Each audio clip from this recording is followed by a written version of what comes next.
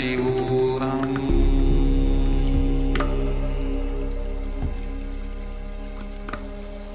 Om Nityananda Paramashivoham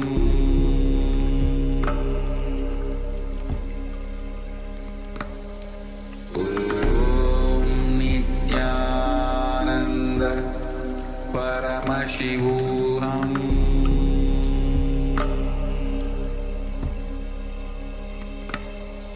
Om Nityananda Paramashivoham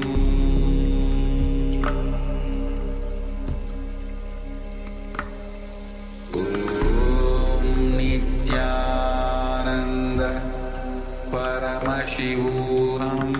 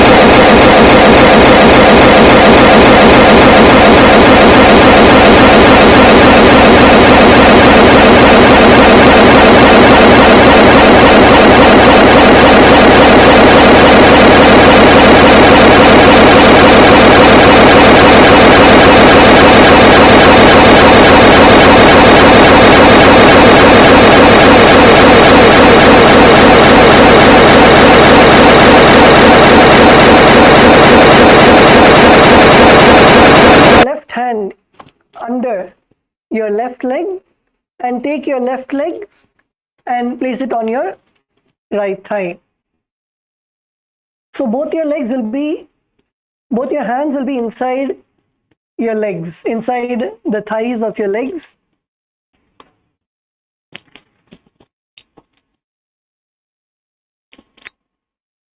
Yes, Kailasa, Salem, Nandakumaraya.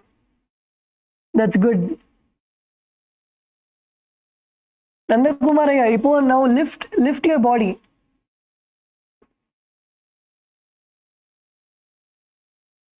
Yes, good.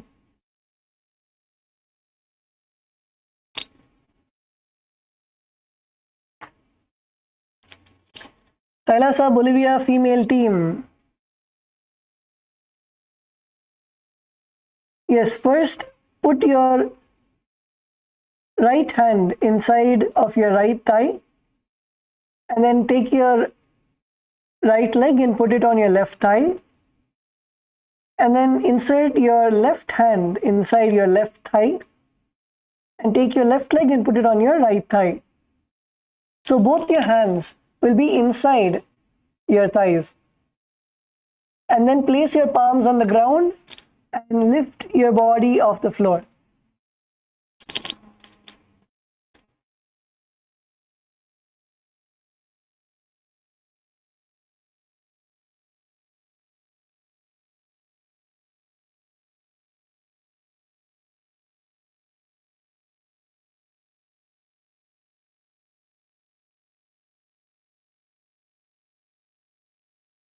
Yes, Kailasa LA female team.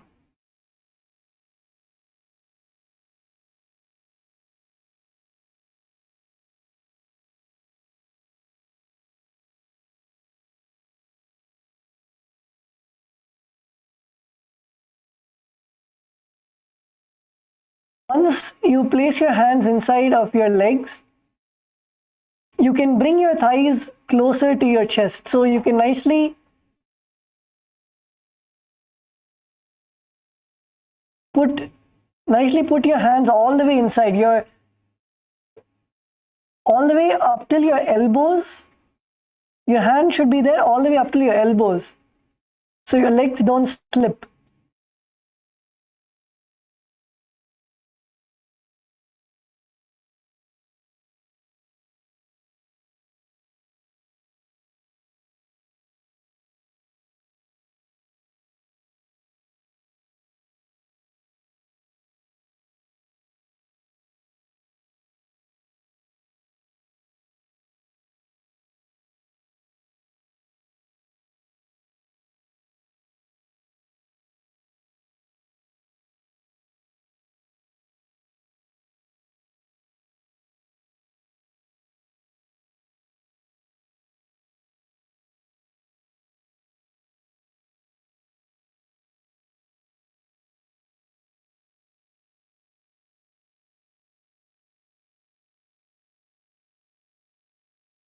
Yes, come on, lift. Baluvaya, lift. Nicely place your palms on the ground and then lift. And also another variation, if you're not able to put both your legs in Padmasana, you can put one leg in Padmasana. Put one leg in Padmasana and try to lift your body. Put one leg in Padmasana. Insert both your hands inside of your thighs. Keep your palms on the ground and lift your body. Yeah, Shakti Velaya, Pugalendraya, come on, lift.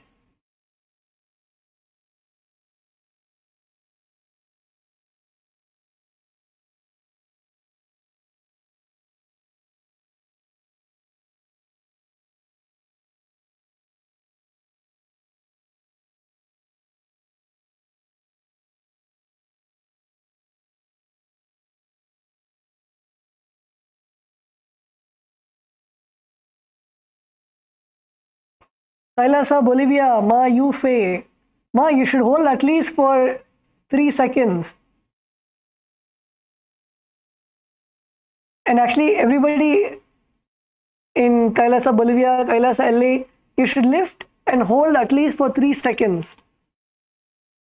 At least for 3 seconds. your body should be completely off the floor for 3 seconds. So nicely put your body weight on your palms. Make sure that your palms are comfortable on the ground. Spread your fingers and slowly lean forward and try to push.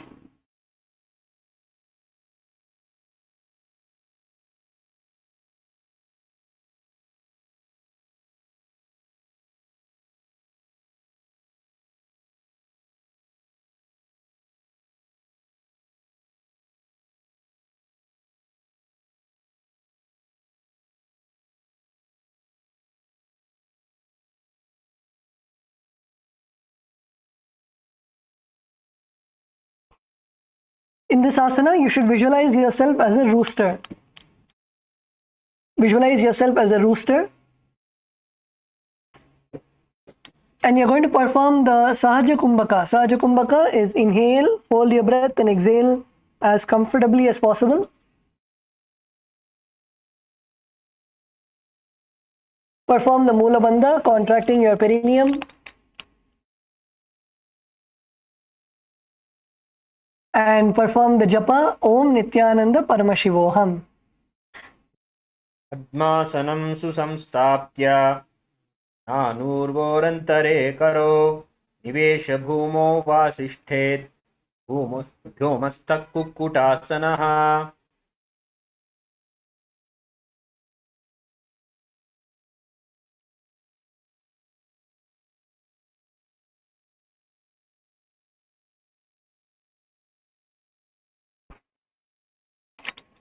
Okay, now relax. You can now uncross your legs from Padmasana and rotate your ankles. Relax your ankles.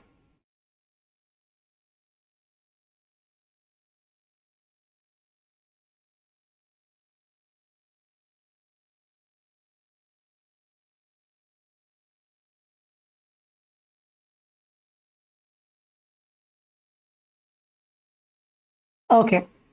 So the next asana that we're going to do is Baddha Keki asana. So in this asana, first requesting all the participants to look at your screen. So what you're going to do is first get into Padmasana. So place your right leg on your left thigh and your left leg on your right thigh. And now you're going to come on to your knees. So come forward, come on to your knees. And now you're going to place your palms with your fingers facing you.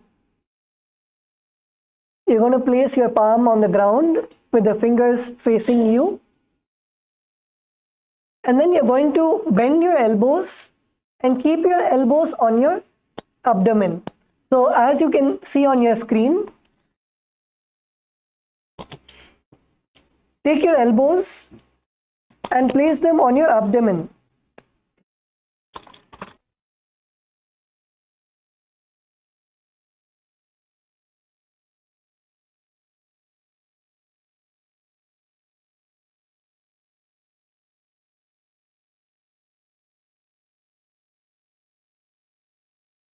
So like this, place your elbows on your abdomen. Place your elbows on your abdomen and you're going to slowly lean forward. Lean forward as much as you can and you're going to lift your legs off the floor. This is Baddha Keki asana. So all of us are going to do now. So let's all do this together. Requesting all the participants to come to Padmasana.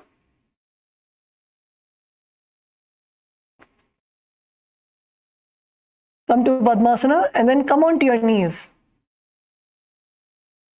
Come on to your knees. And now place your palms on the ground with your fingers facing you. And place your elbows on your abdomen. Nicely place your elbows on your abdomen. Your elbows should be comfortable in your abdomen. It should not slip.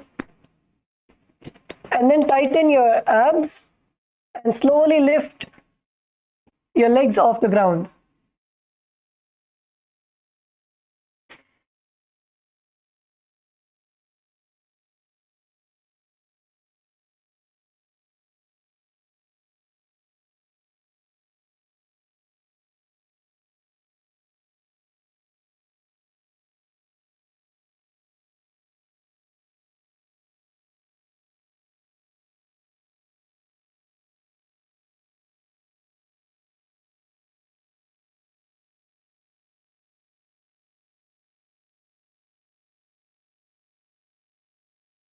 Yes, so in this asana, first become comfortable in putting your elbows to your abdomen.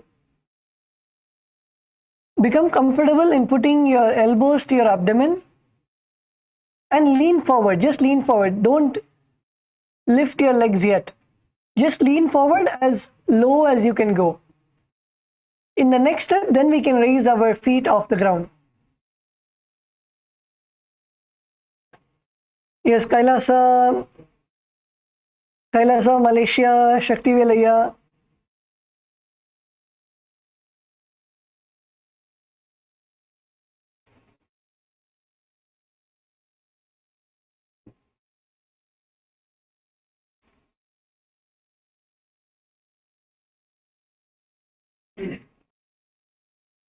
Kailasa, Malaysia female team. Nobody's even trying. Come on, put Padmasana. Kailasa, Malaysia female team. Put Padmasana and come on to your knees. At least let's get comfortable. So even if you're not able to put Padmasana, you can put Ardha Padmasana. That is placing one leg on your thigh.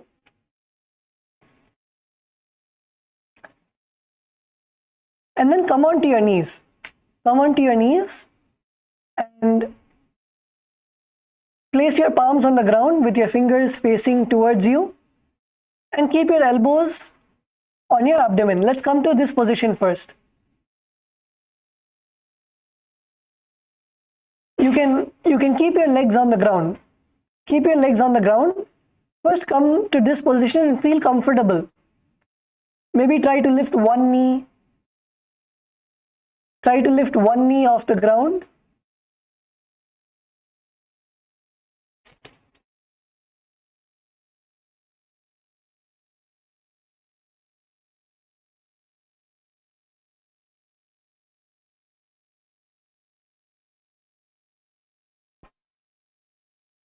Kailasa, Bolivia female team.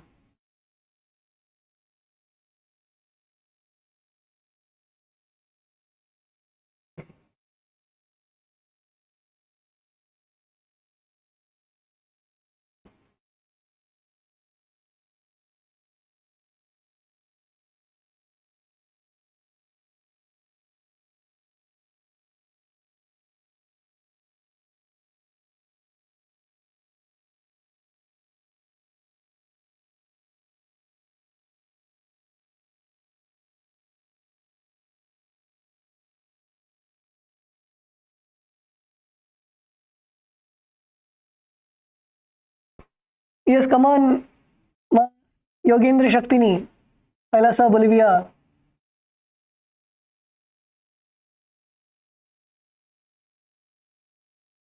Where is Ma Om? Ma Om, can you raise your hand? Is Ma Om there?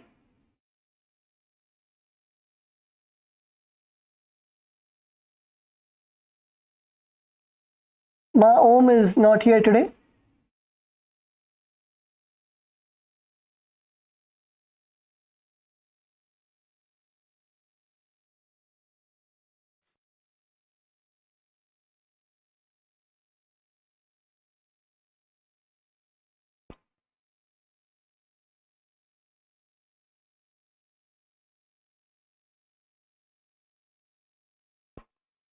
Yes, in this asana, you will visualize Swamiji in your inner space.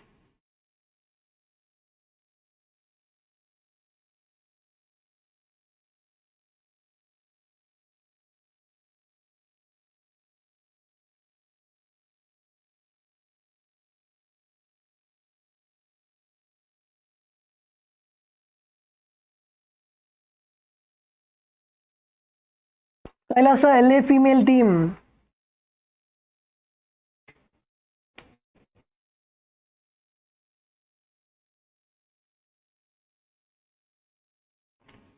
Yes, Kailasa LA female team, come on, get into the asana.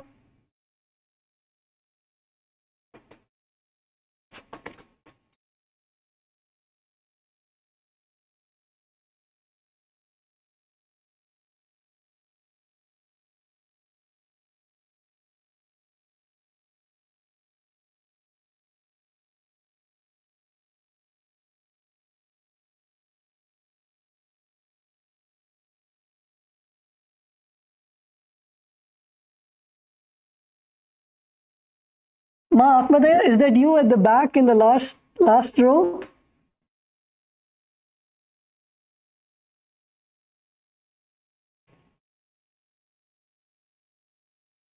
Yes, Nityananda Ma.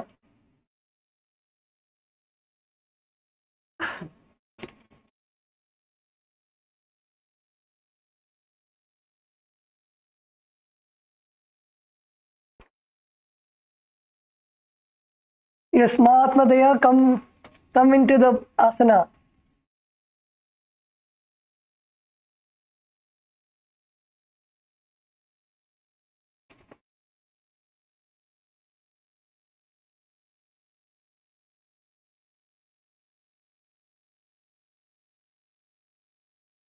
Yes, so in this asana, perform the Sahaja Kumbhaka, that is inhale and exhale as comfortably as possible. And the japa Om Nityananda Mahasadashivoham. धर्मवस्तभ्यद्वयेन तत्कुर्परीस्ति पापिना विश्वः उच्चासनो धन्दवतुत्तके मयूरमेतत् प्रविदन्ति पीठम्.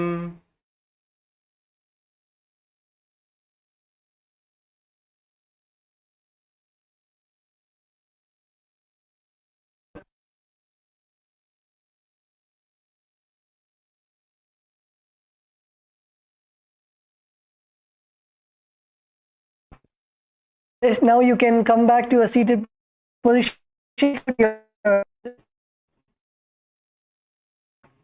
and you can remove your legs from Padmasana.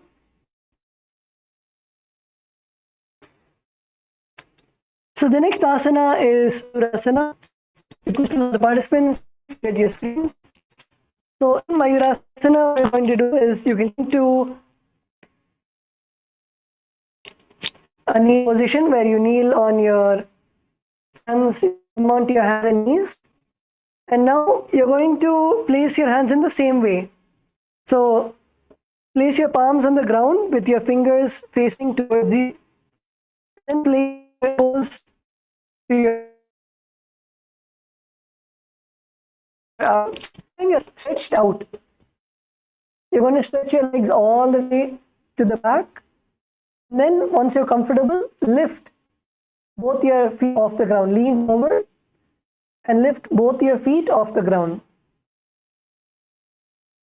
This is Mayurasana.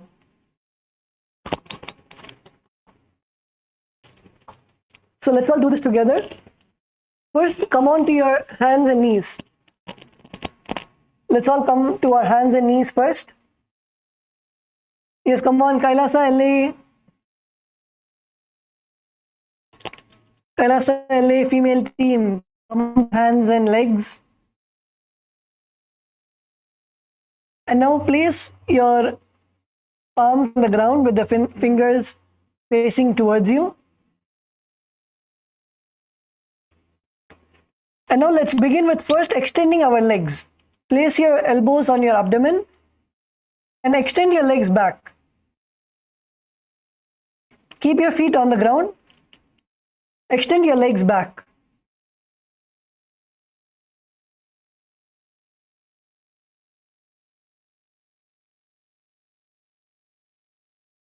You can even put your head down. You can put your forehead down for support. You can put your forehead down also for support. And slowly lift one leg. You can lift one leg and then bring it down. Lift the other leg and bring it down. And now try to lean forward and lift both legs off the ground. It's okay, even if you fall, it's okay.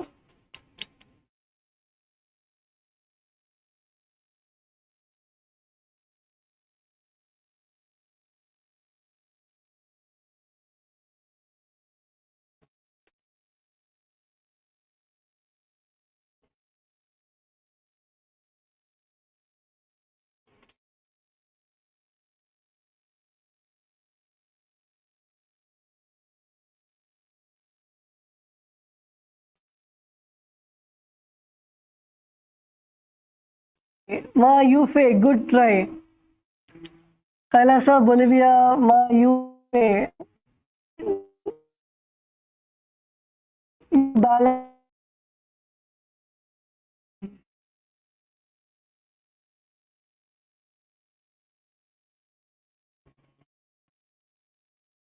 Kailas male team.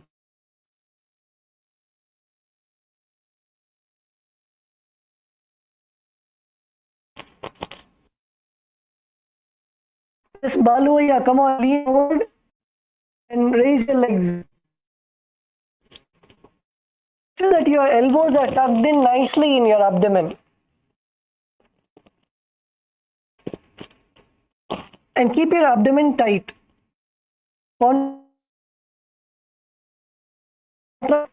Keep it tight.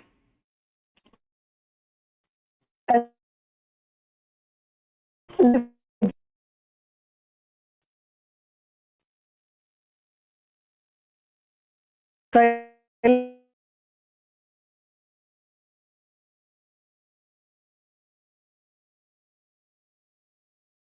Team. Visualize yourself as a peacock in this asana. Mayura.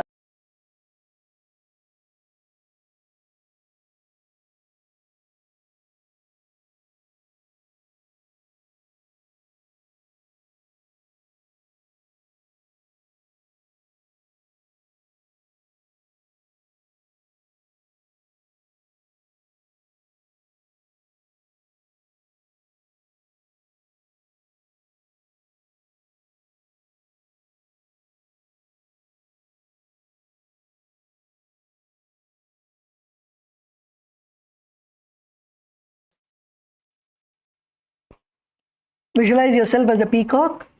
And in this asana also perform the Sahaja Kumbhaka. Sahaja Kumbhaka is inhale, hold your breath and exhale as comfortably as possible.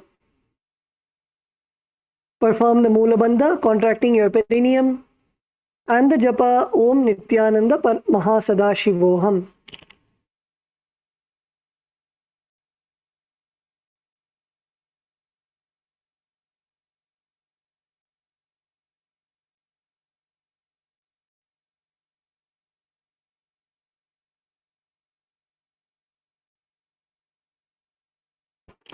Okay, let's all now relax. You can lie down on your stomach in Makarasana. Now lay down on your stomach. Keep your hands in the Parashamudra. Parashamudra is interlacing your fingers. And keep your hands behind your head. Your legs should be spread out wide. Spread your legs out wide with your feet pointing outwards. And keep your forehead on your mat. This asana is Makarasana. And in this asana, visualize yourself as a crocodile.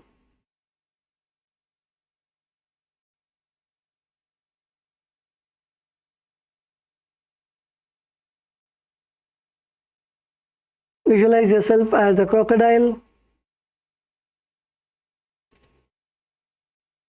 Perform the Sahaja Kumbhaka. Inhale, hold your breath, and exhale comfortably.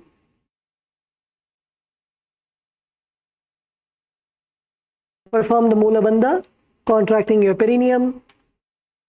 And the Japa Om Nityananda Mahasadashivoham. अध्यास्यसे ते हृदयं निधाय भूमौ च पादौ च पार्श्वमानौ शिरस्य धृत्वा करदण्डयुग्मे देहाग्निकारं मकरासनं तत्.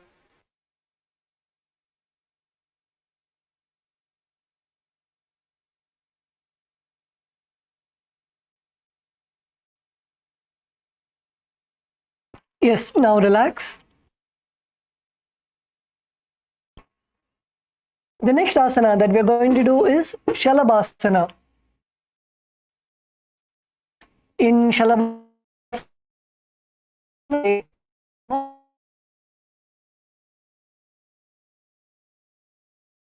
just raise your legs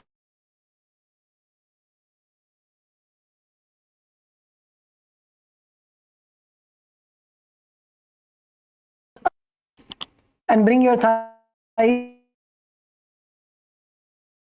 up. We're going to hold hands. Please, Labia.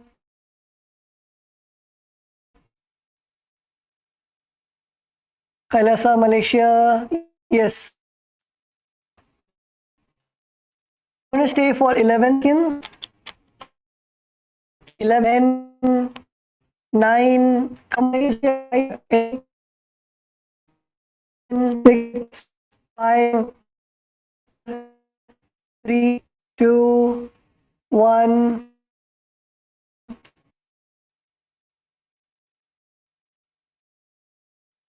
Your muscles contracting.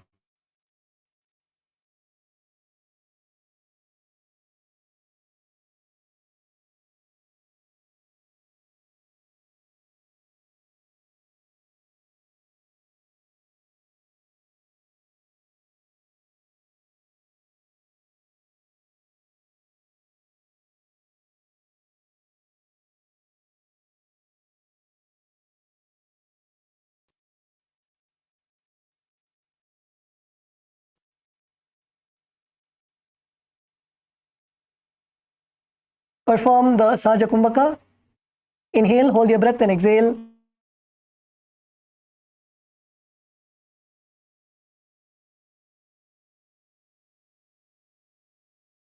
Om Nityananda Mahasadaशिवोहम.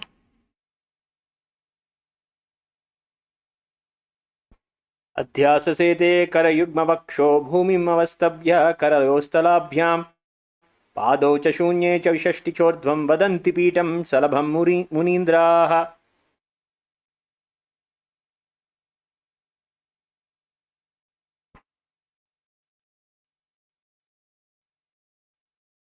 Relax. Let's now do the next asana. The next asana is Ushtrasana. So in Ushtrasana, you're going to continue to lay down on your stomach and you're going to now bring your hands to your feet. So bend your knees, bring your feet all the way to your buttocks, and you're going to take your hands and catch your feet.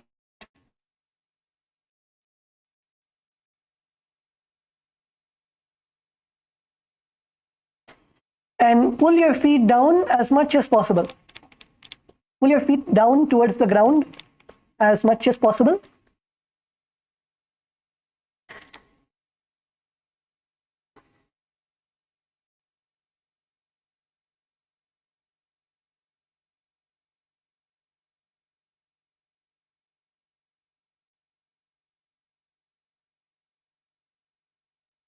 Yes, KAILASA LA female team, good.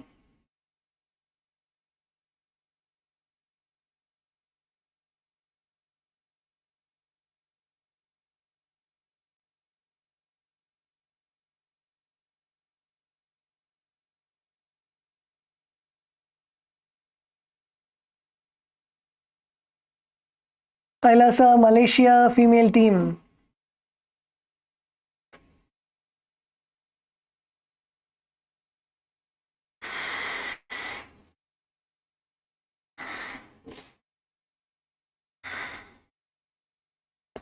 Yes, Kailasa, Bolivia. What happened to the Ma behind Ma Yu Fei?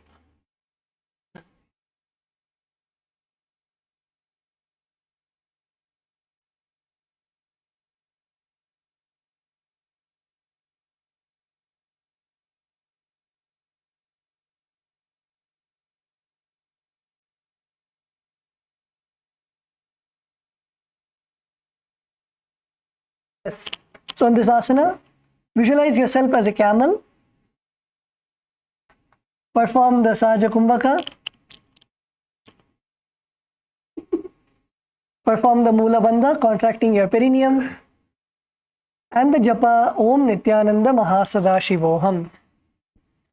अध्याससेते पदयुग्मवस्थं पृष्ठे निपाद्यापिदतं कराभ्याम् आकुञ्चयेत् सम्यगुडरास्य गाधा मुष्टं च पीठं योगिनो वदन्ति.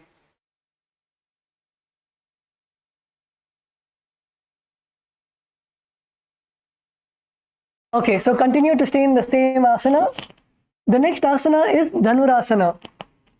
So now you're going to continue to lay down on your stomach and catch your hands with your feet. And now you're going to kick your legs back and up and pull your legs and your chest all the way up. You're going to pull your legs and chest all the way up to the sky.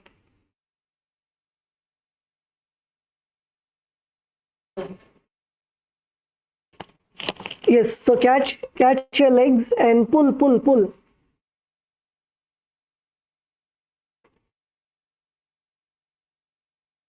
Yes, Kailasa, Bolivia. Kailasa, Bolivia. The Ma next to Ma Yu Fei.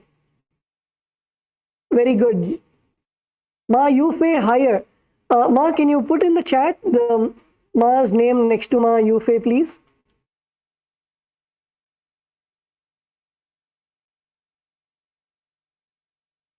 No, the other Ma, the Ma on Ma Yu Fei's left side. No, no, yes, the Ma who's doing, yes.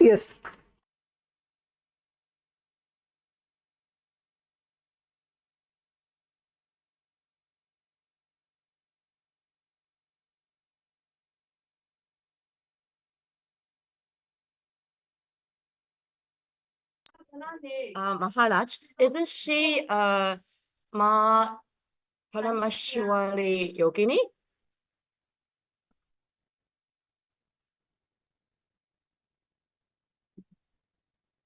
你让他看一下你的脸啊，他说你是谁啊？我觉得奇怪。 Sorry, Ma, could you repeat that, please?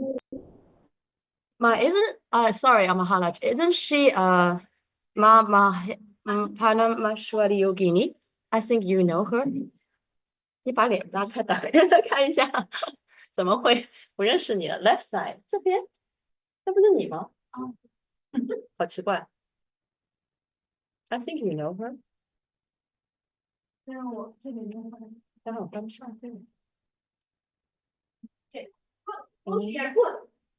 在哪里？你这个帮不上了，过来帮忙。 Thank you, Ma.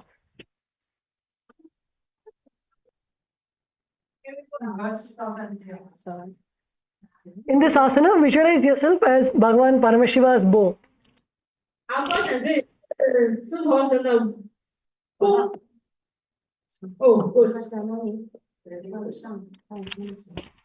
Ma, also Kailasa, Bolivia, just one request. If everybody can like come to the same places every day, it'll be easier for Tattva Maharaj to learn the names. Okay, understand.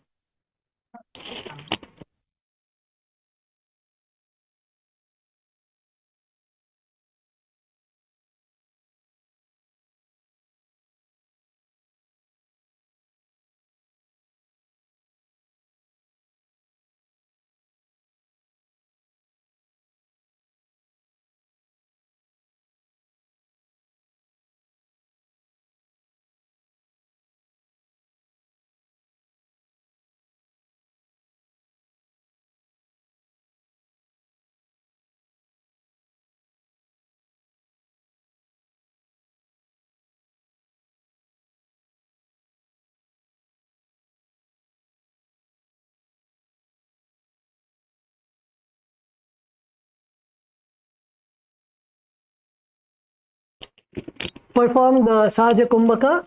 Inhale and exhale comfortably. Perform the Mula Bandha, contracting your perineum.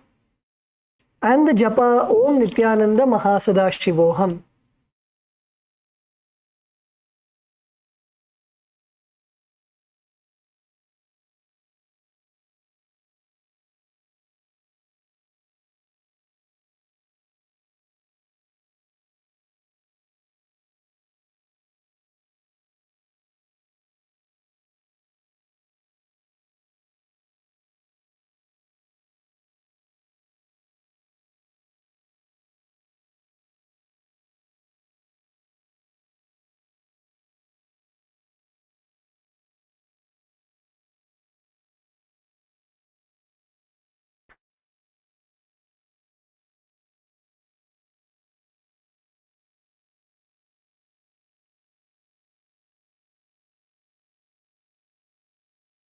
प्रसार्य पादौ भुवि दण्डरूपो करोच पृष्ठे धृतपाशयुग्मं धृत्वा धनुस्तुल्य विवर्तिताङ्गं निगद्य योगी धनुरासनं तत्.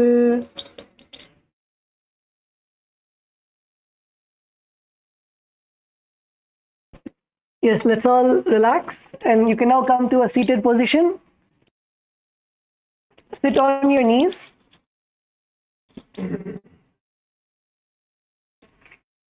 Sit on both your knees with your head, neck and spine in a straight line. Place your palms on your thighs or your knees and gaze to the third eye. This asana is Bhagasana. Sit on both your knees with your head, neck and spine in a straight line. Place your palms on top of your knees and thighs and gaze to the third eye. Visualize Swamiji in your inner space. Perform the Sahaja Kumbhaka. Inhale, hold your breath and exhale.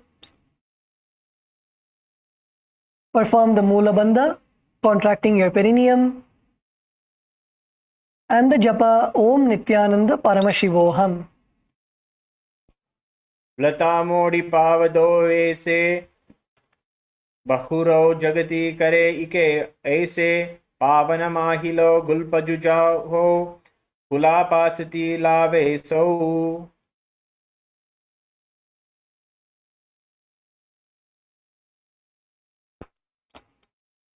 Okay, now relax. The next asana is Gohi Asana.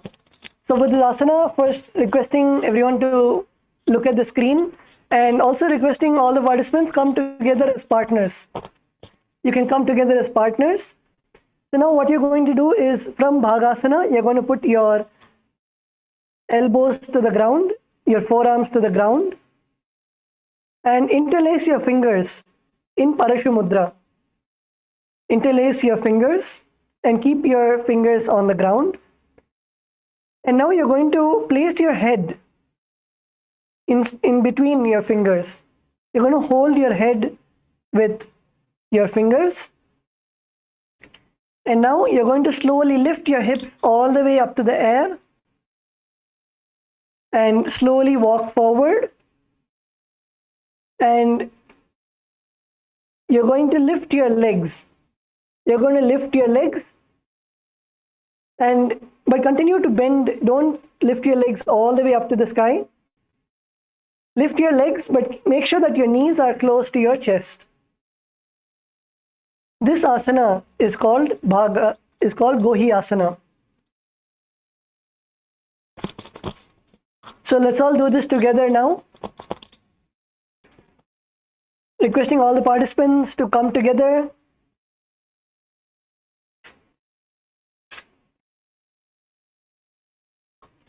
Come together as partners. Is Kailasa Malaysia? Baluaya, help Pugalendranya. Pugalendranya, you should have your hands, interlace your fingers. Interlace your fingers and keep them on the ground, yes. And now place your head on the ground.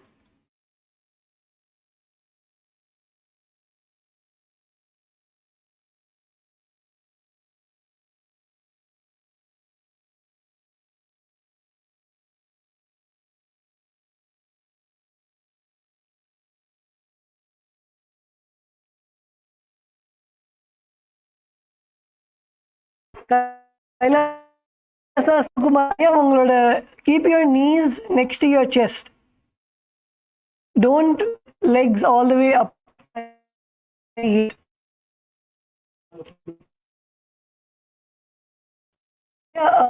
Full of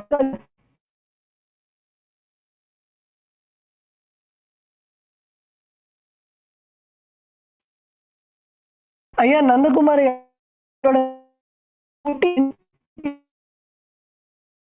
வச்சுக்கோ.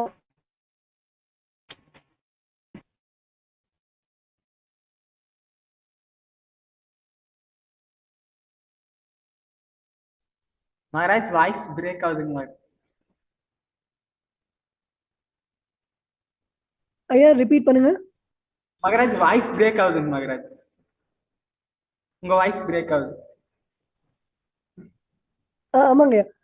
What தத்துவ Maharaj you saying is உங்களோட கால் வந்து ஃபுல்லா தூக்காதீங்க.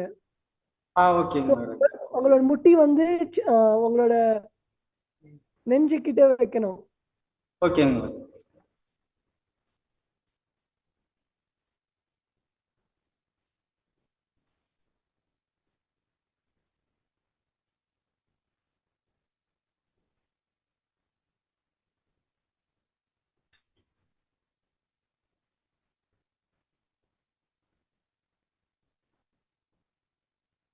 நந்தகுமார் ஐயா good. Good.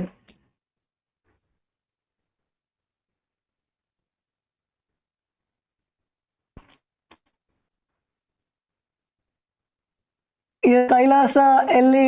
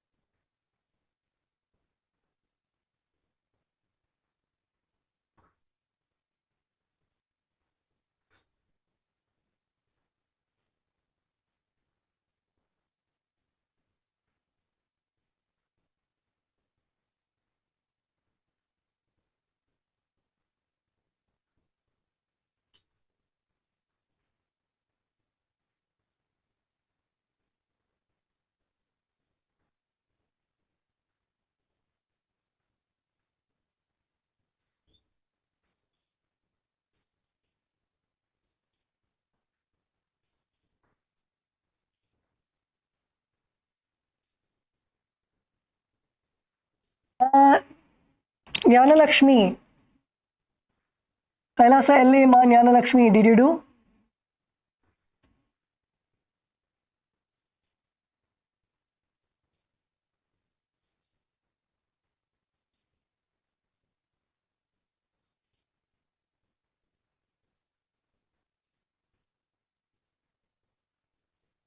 Kailasa LA Ma Mahapurna. Did Ma Mahapurna do?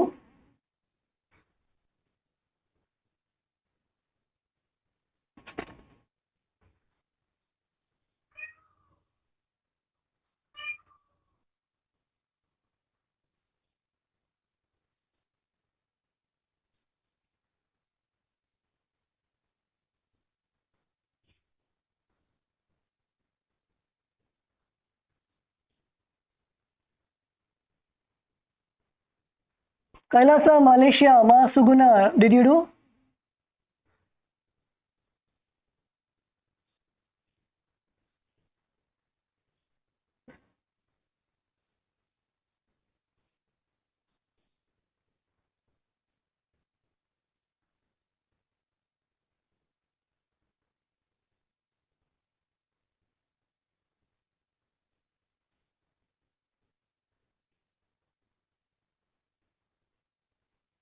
Yes, Kailasa, Malaysia, come on, up, up, up. Kailasa, Malaysia, female team, yes. Kick your legs up. Kick your legs up to the air.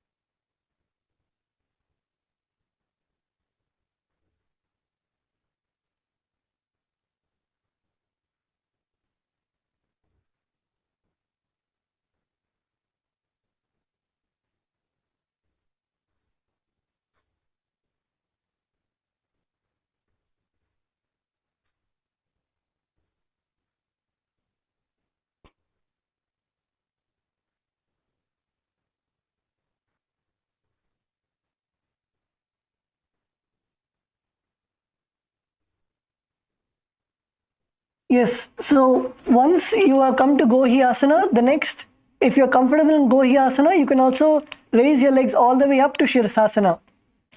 If you're comfortable in Gohyasana is bending your legs and keeping your knees next to your chest. If you're able to balance there, then you can raise your legs all the way up. You can raise all your legs all the way up to Shirsasana. Is Kailasa, Bolivia. Kailasa, Bolivia, is Ma Nitya Shodasha Shakti there?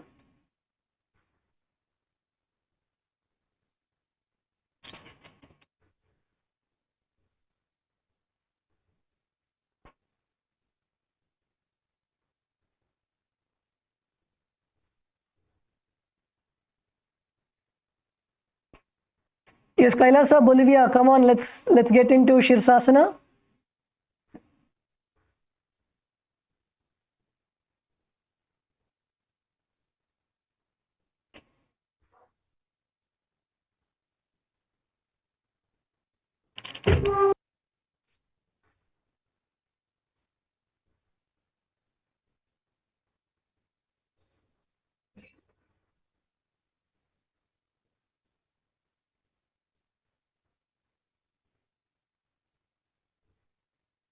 Ma Ganga Priya, did you do Shirsasana?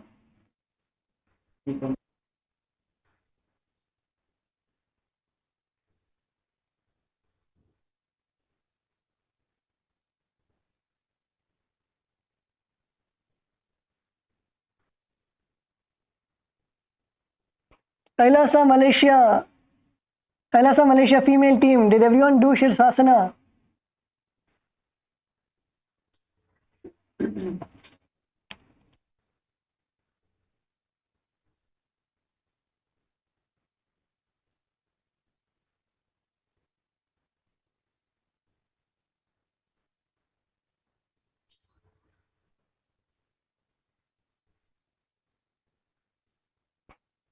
Yes, Kailasa, Malaysia female team, Dattva Maharaj is seeing. Please come to the asana.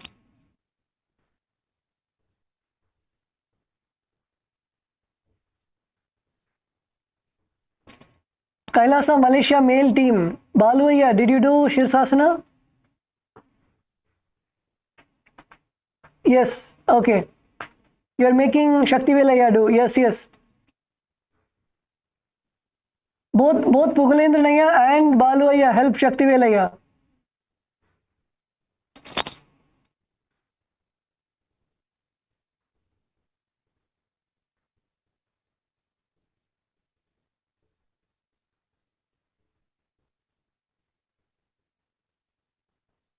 I see, yeah,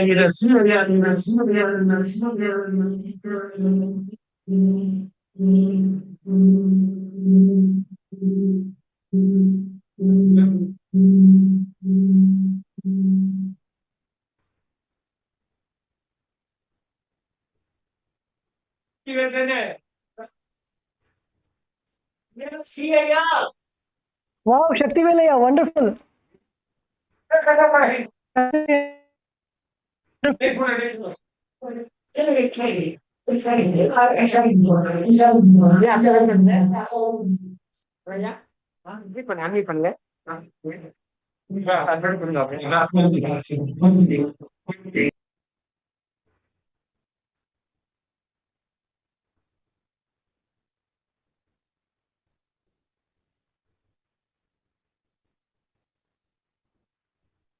विपरीतं मण्डलं च द्विवेदविदितं हि नः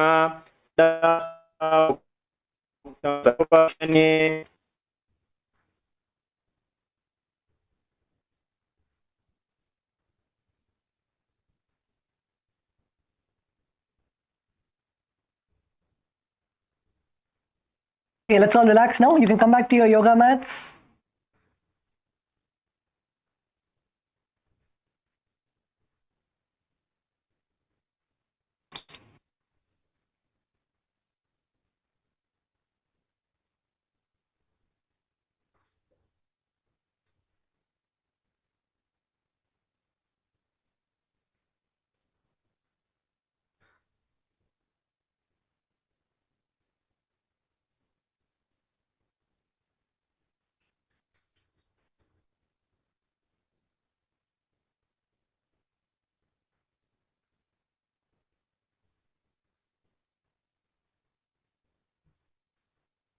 So let's go to the next asana. The next asana is Spodhyasana. So now come to a seated position and bring your hands to your ankle. Bend your knees, bring your hands to the ankle. And now stretch your legs all the way up. Stretch your legs all the way up.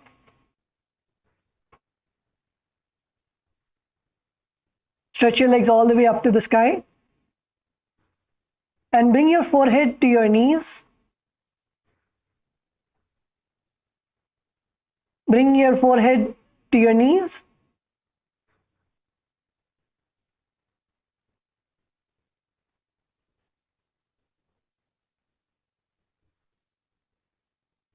Try to keep your knees straight.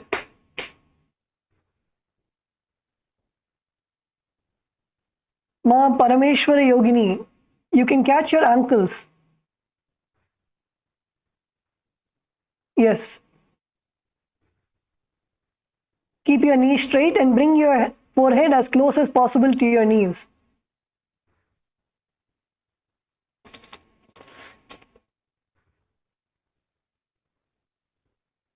Yes, Kailasa, LA, Atmadayama, good.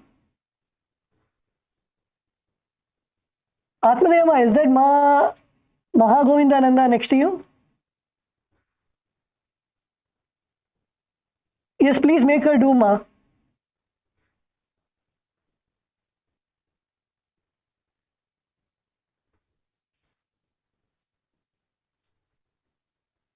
Ma Mahagovindananda, please. You should be in a seated position. When you lie down and do it, it's a different asana.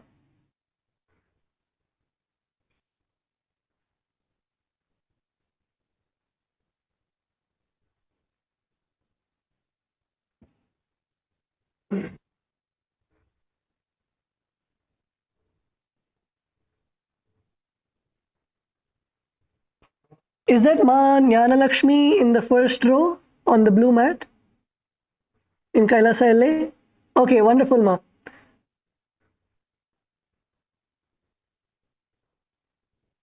Ma Mahapurna. Kailasa LA, Ma Mahapurna. Raise your legs.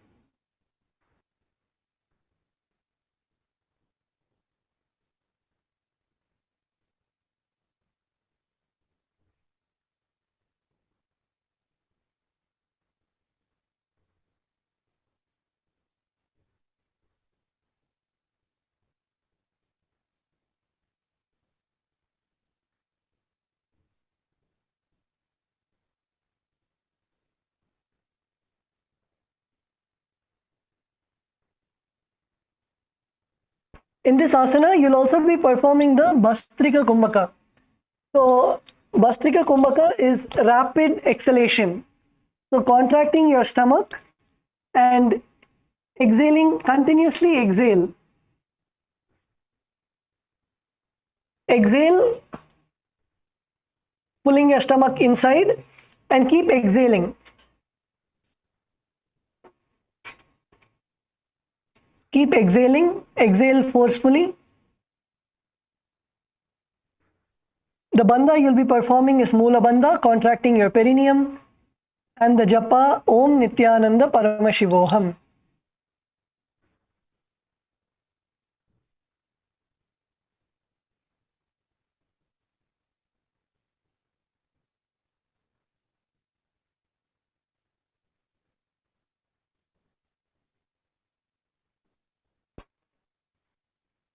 Yes, now relax. The next asana is Parighasana. In Parighasana, you're going to sit and extend your legs out at a 45-degree angle. And you're going to bring your hands behind your neck and hold your opposite shoulders. Keep your chest upright, don't bend your back. Keep your chest upright. Your toes pointed. And continue to perform the Bhastrika Kumbhaka. Bhastrika Kumbhaka is rapid exhalation. Keep exhaling. You should feel the burning sensation in your abdominal muscles.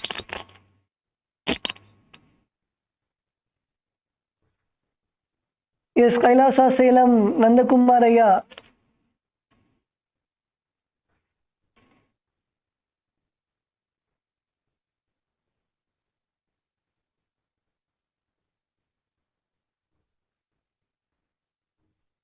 Stay.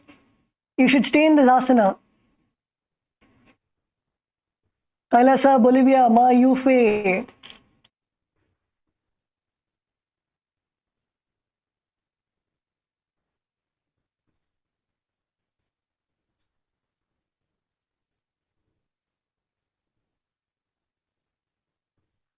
Kailasa, Malaysia, Pugalendraya, come on. Raise your legs. Yes, raise your legs.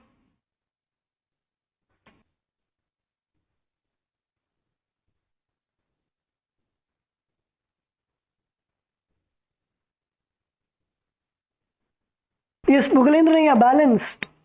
Pugalendraya, Baluaya, balance.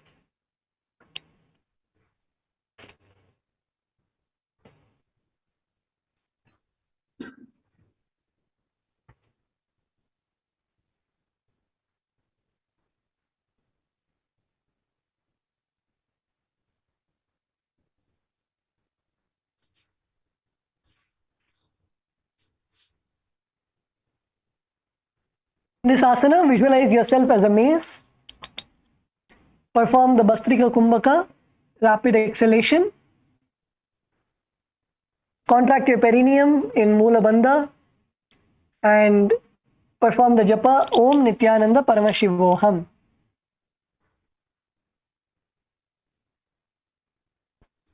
उत्तानं शयनं कृत्वा पादौ मिलित्वा प्रसार्य नितम्बं भूमौ संस्पृत्य हस्ताभ्यां कन्धरबन्ध कुम्भकं कृत्वा तिष्ठेत् परिघासनं भवति. Yes, who all are feeling the burning sensation, the workout happening in your abs? Raise your hands. Who all are feeling the workout happening in your abs? If you feel the workout happening in your abs, then you're doing it correct. Otherwise, there's something wrong you're doing. Okay. So the next asana is Naukasana. So Naukasana, you're going to extend your legs out and keep them up at a 45-degree angle. And then you're going to keep your elbows on the ground beside your hips. You're going to keep your elbows on the ground beside your hips. Again here, keep your chest upright, your legs straight, toes pointed. And continue performing the Bhastrika Kumbhaka. Rapid exhalation. Visualize yourself as a boat.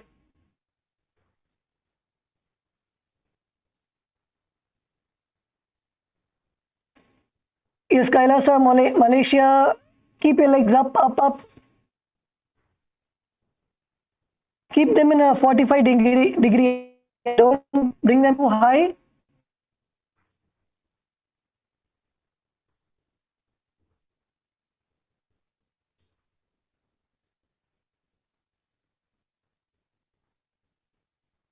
Yes, Kailasa, Malaysia, Balu, Ayya, good. But keep your legs up. Come on, collective integrity. Till everybody's legs are up, Tattva Maharaj is going to wait. Legs up, legs up. Yes, Kailasa, Malaysia, good. Phase not doing.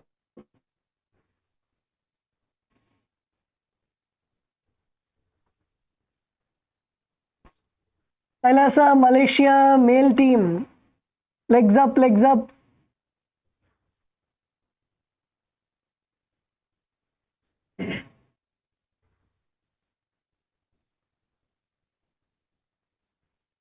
Okay.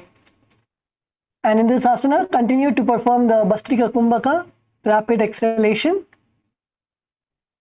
You keep exhaling. Focus on the exhaling. You will inhale automatically. Keep exhaling. You should feel your stomach going inside and keep exhaling. Forceful exhales. Perform the Mula Bandha, contracting your perineum, and the Japa Om Nityananda Paramashivoham.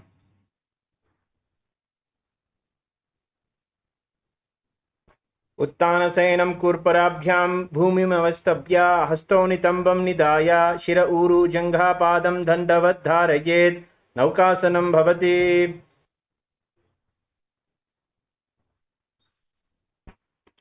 Yes, now relax.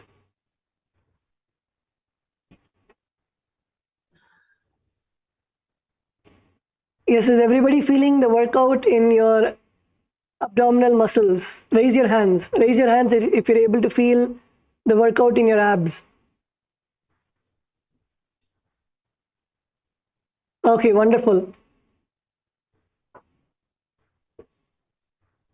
So the next asana is Rudrasana.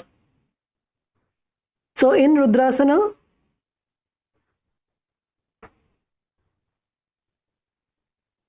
you're going to sit upright and lift your feet up. Scoop your hands under your legs and pull your feet towards your chest. So keep the soles of your feet together. Place your hands underneath your legs and scoop your legs all the way up to your chest.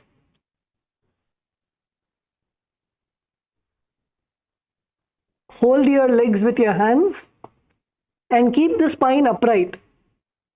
Keep your spine as straight as possible and balance.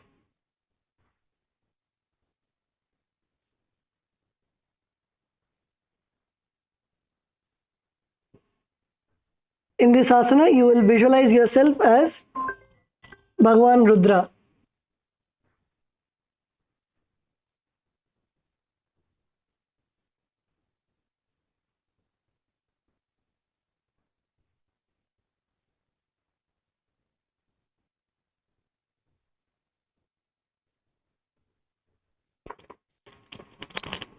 Yes, bring your feet as close as possible to your neck, to your chest, and continue to perform the Bastrika Kumbhaka.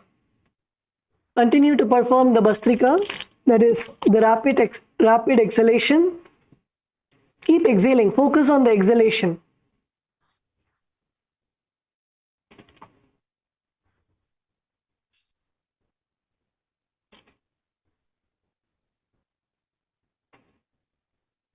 Kailasa LA, Ma Atmadaya, Ma Mahagovindananda, not seeing you do.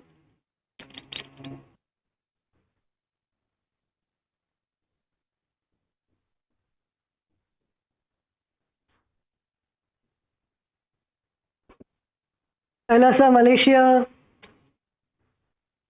Baluaya, put your feet under, yes. Put your hands under your feet.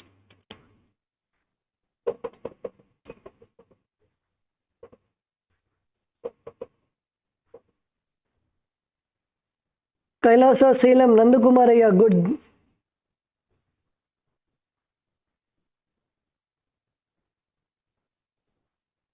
Kailasa, Bolivia.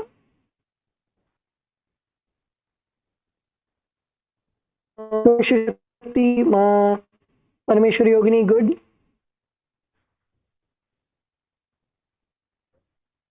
Kailasa, Malaysia, female team. Lift, lift, lift. Lift your legs and balance.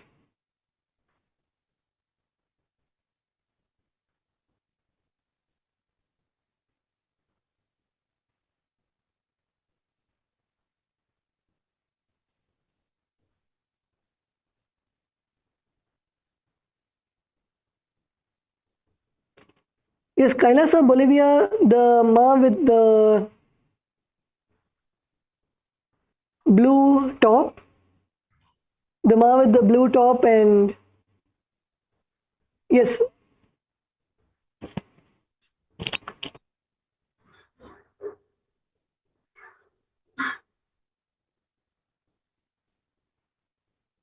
Yes, Ma, the hall volunteer, can you help the Ma with the blue shirt also?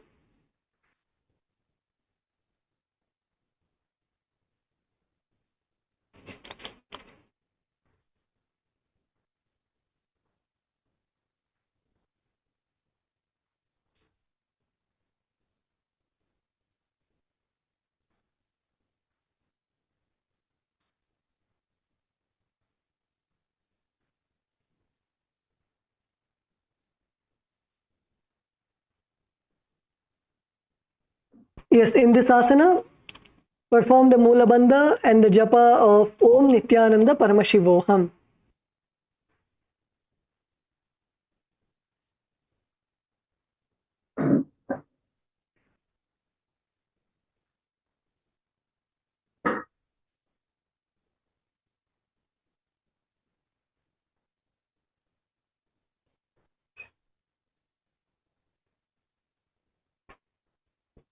पगतली संपुट करे हाथस्यो पगा ऊंचे पगा का अंगुठा दो लेयु परली कानी तालवे.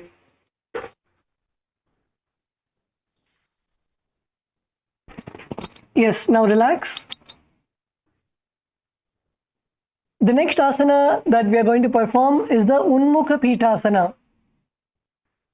So in Unmukha Pitasana, please, you can now lay down on your back and place your feet flat on the ground. Place your feet flat on the ground, your knees up to the sky. And now you're going to lift, you're going to place your palms and your fingers just touching the back of your heel. And you're going to lift your hips all the way up to the sky.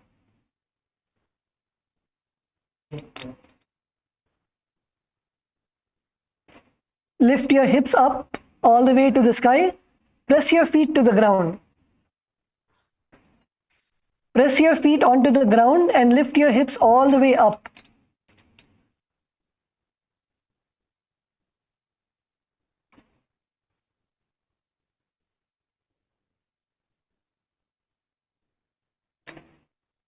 Lift your hips all the way up as much as you can.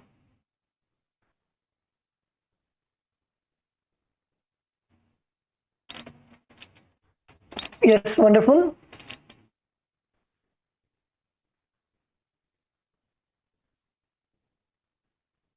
In this asana, visualize Swamiji in your inner space.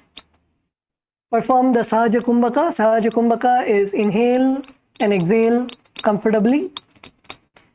Perform the Jalandhara Bandha. Jalandhara Bandha is bring your chin to the chest.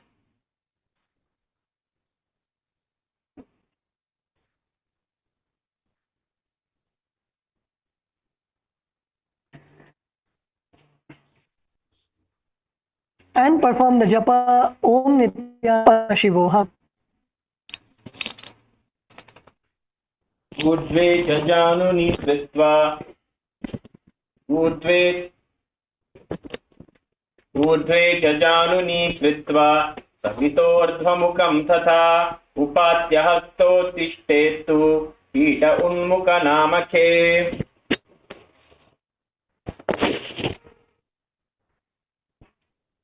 Yes, now relax. Let's all come to Shavasana. Shavasana is laying down on your back, completely lay down on your back with your palms facing upwards.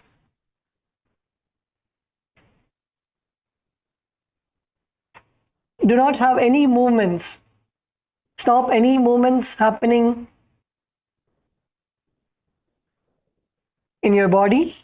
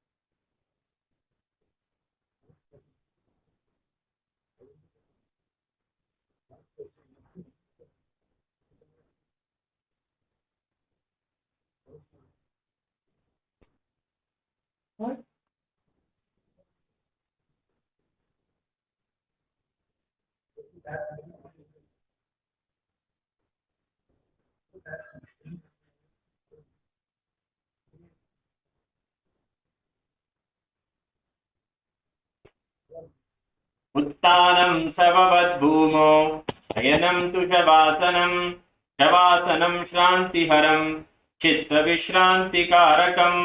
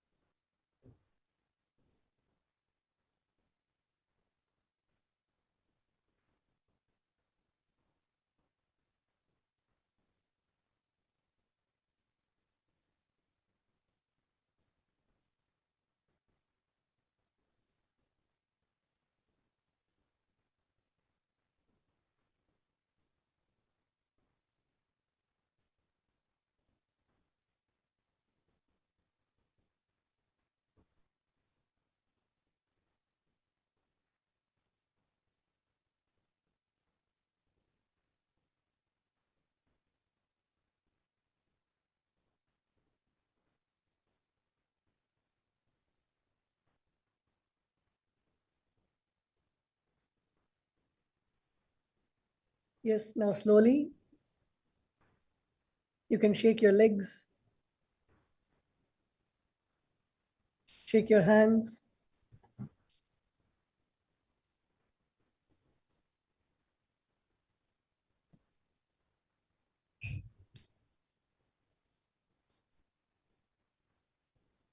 You can bend your knees, bring your knees to your chest, rotate from side to side.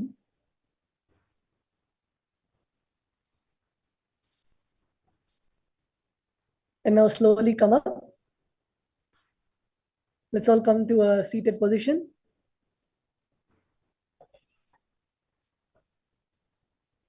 So first, congratulations to all the participants. You have successfully completed the Prathama Vinyasa Krama.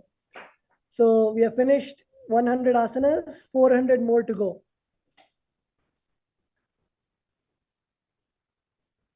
So wonderful. Congratulations to all the participants to finish the Prathama Vinyasa Krama. So from tomorrow, we'll be beginning with the Dvitiya Vinyasa Krama. That is the asana sequence of 308 asanas. And also, if any participant has any questions, you can now ask questions. Please come to the mic.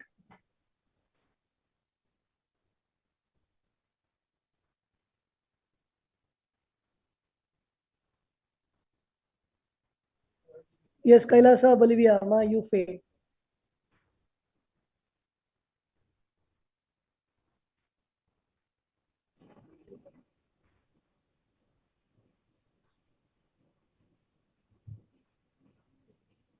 அந்த யோகா செய்யும்போது எனக்கு வந்து நிறைய order உட்கார முடியும் நிறைய problem இருந்துச்சு ஆனா அவ்வளோ நல்லா இருக்கு இப்ப நிறைய விஷயம் செய்யும் பொழுது நான் ரொம்ப லைட்டா ஃபீல் பண்றேன் நல்லா இருக்கு ரொம்ப நன்றியா Ma, not able to, Ma Purila. It's echoing too much. இல்ல இல்ல மியூட்ல இல்ல Can you speak directly into the laptop?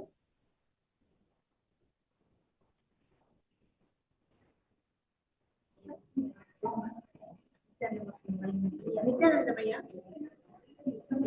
Sami கேக்குதா Yes, Ma. இப்போ சொல்லுங்க.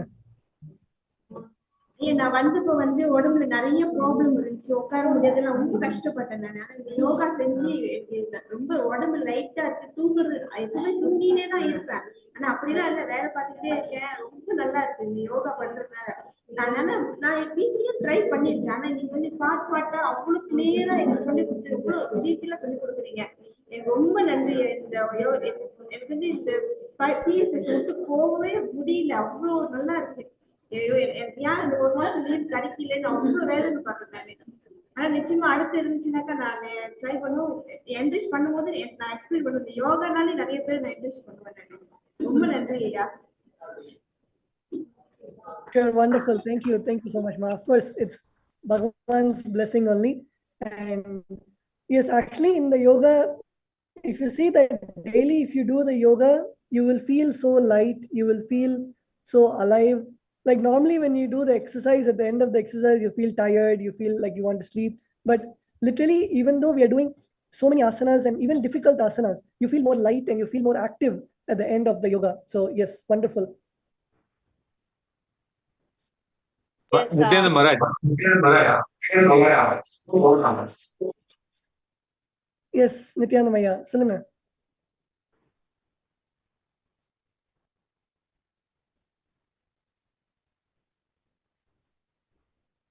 Yes, Pugalendran Aya had a question about the slip disc. Aya, how much ever you are able to do, you can do that much.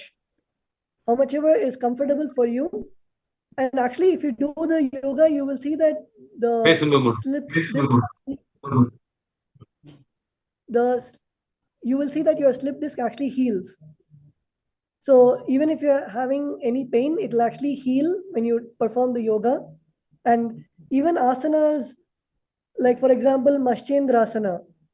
Maschendrasana is twisting your back to one side. So if you do those kind of asanas, it will help loosen out your back. And even asanas like today we did the Shalabhasana, raising your leg up. So those asanas will strengthen your back muscles. So it will not put a pressure on your back. Nityananda Maharaj, Yes, Smita, Nityananda. Maharaj, for Dhanurasan, should we be keeping our legs together or apart, or is there another asana where you keep our legs together? I'm confused. In Dhanurasana, you can keep your legs apart. You can keep your legs apart and focus on stretching your back as much as possible and going all the way up.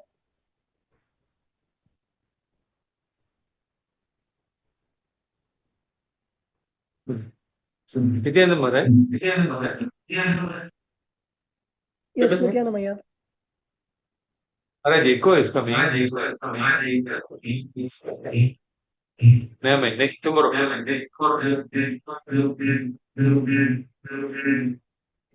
hear the echo is happening in Malaysia.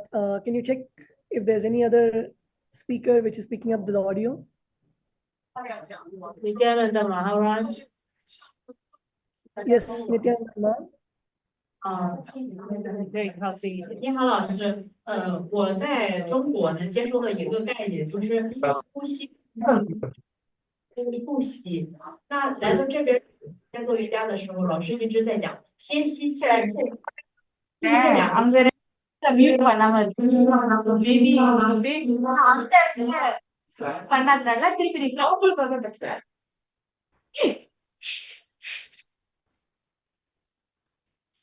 Kailasa Malaysia, can you mute, please? Yes. Okay. Kailasa Bolivia, go ahead. Maharaj, you were asking when she do the yoga in China, it will be exhale first and then inhale. And then in our system is inhale first and then exhale. What's different between these two? Ma, sorry, did not understand. One moment, Ma. Kailasa Salem, can you mute, please?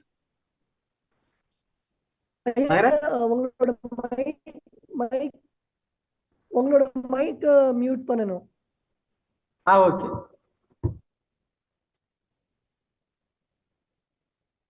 Okay. Yes, ma. Sorry, Kailasa Bolivia, can you repeat that, please? In Taoism, it's exhale and inhale, but in our system, in Hinduism, it's inhale and exhale. What's different? Different 不同的顺序。Yes. Yes, ma. Canada, she's actually curious about she's like comparing two systems. So she's has learned some technique from Taoism. So in Taoism, they usually practice they do exhale first, then do inhale. But in yoga, most of the time we inhale then exhale. So she wants to have some clarity on this. Yes, ma. Actually, in Hindus, in our Nityananda Yoga and in Hinduism, we have both actually. For example, if we do the normal Sahaja Kumbhaka, which is inhale and hold your breath and exhale comfortably, we also have the Rechaka Kumbhaka. So in Rechaka Kumbhaka, we have first exhaling and then holding our breath and then inhale. So we have both and we have many more. So like just in the Prathama Vinyasa Krama, we saw the various pranayamas, whether it is the Sahaja Kumbhaka or whether it is the Rechaka Kumbhaka, which is exhale, hold your breath, inhale, whether it is the Bastrika Kumbhaka, that is the rapid exhalation, or whether it is the Shitali Kumbhaka, that is roll your tongue and inhale. So we have many pranayamas. So for each asana, what is the optimum way that our breathing has to be? It is mapped with that specific asana.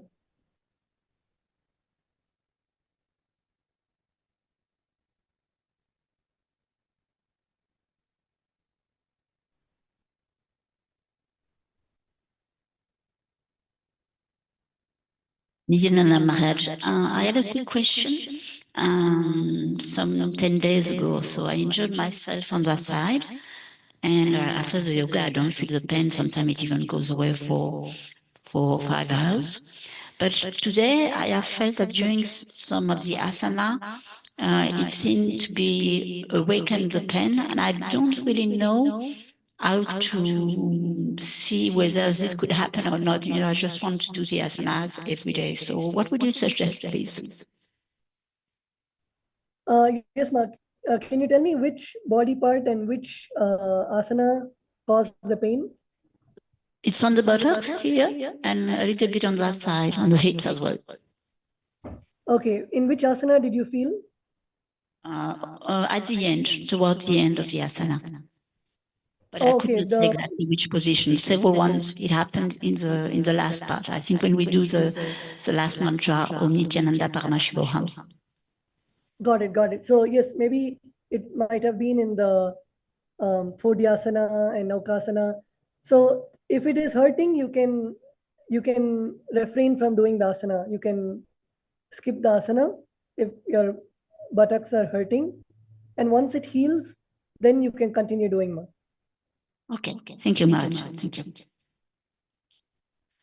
Nityananda Maharaj, I wanted to ask, I think the other Maharaj had said something about doing an intestine cleanse or something before doing yoga. I just wanted to ask if there's a kriya or something you recommend.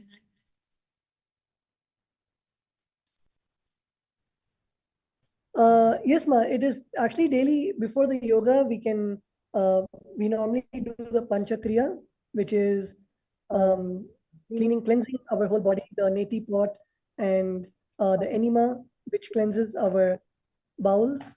So if you do the panchakriya, surely it will help in doing the asanas. You will feel more light when you're doing the Nityananda yoga. Thank you, Aya. Another second question, for women on their moon cycle, other than inversions, is there any other asana to avoid?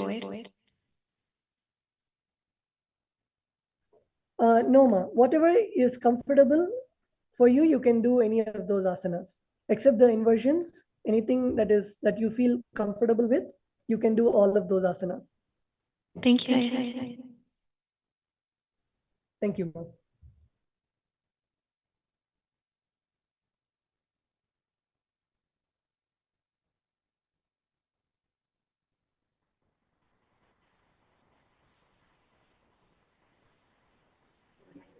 Maharaj Nityananda. Maharaj? Yes, Nityananda, ma. Maharaj, myself that day Maharaj said, okay, can do after critical operation and man accident. So Maharaj said can do slow. Now feel a bit comfortable. So can I try my best? Level? Yes, ma. As much as you can do. You don't have to, unless it is harming you or it is hurting you, you can do the asanas. There's no issue. And any part which has been affected because of the operation, it will be healed. So it will be cured permanently? Yes, of course. By doing the yes, continue, ma. One more, if let's say Swamiji said that okay, andathil உள்ளது பிண்டத்துல வரும். So that means the inside the kidney and the pitta got a stone. If we do the yoga, can it be crushed and removed from our kidney? Cleansing.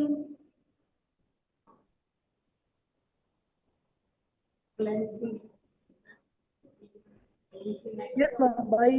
By doing the yoga, surely you will see that, especially with Swamiji's initiation, the kidney stones will dissolve. Thank you so By much, doing the Maharaj. yoga authentically and thank you, ma. Permanently it will be dissolved, right? With the blessing of Swamiji. Yeah, Of course. Thank you so much, Maharaj. Thank you, ma.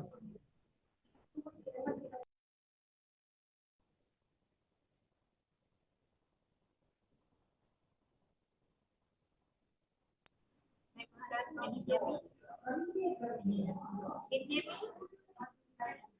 Nityanama, can you be a little bit louder? Nityanandamaya, you can hear?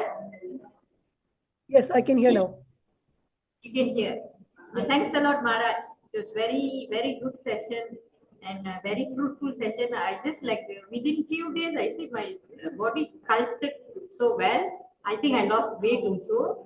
And then like every body parts where I felt like very like did before this feels very alive. And the whole sitting together and doing this yoga, I can really see actually how it's helping, the togetherness is helping do it, make it happen. Plus, of course, Swamiji. Thanks a lot, Maharaj. Really grateful. Thank you so much. Thank you, Swamiji. Yes, ma.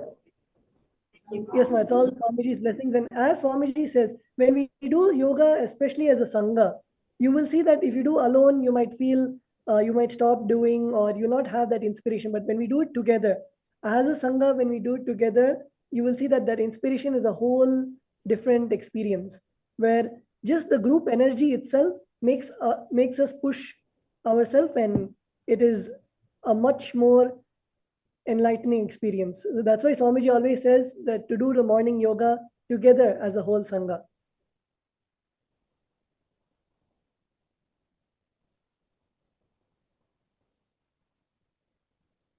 Yes, thank you, ma.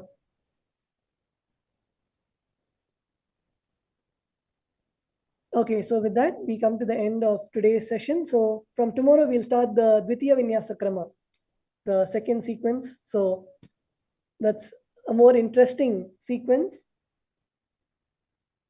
So with that, let's all sit straight. Sit with your head, neck, and spine in a straight line. Bring your hands to the Atmanjali Mudra. Close your eyes.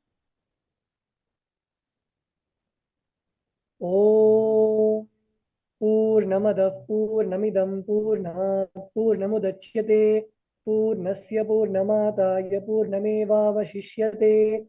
Om Shanti Shanti Shanti Hari Om Tat Sat. Sarvam Bhagavat Shri Nityananda Paramashiva Padukarpanamastu. Om Nityanandam.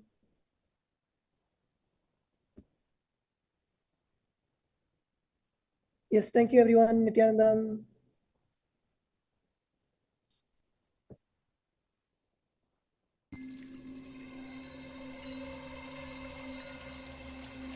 I welcome you all with my love and respect. Let you all open all your three eyes. Om Nityananda Paramashivoham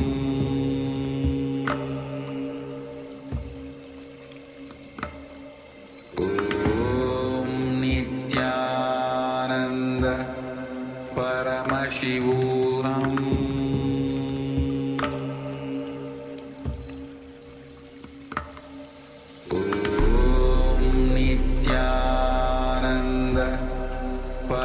Paramashivoham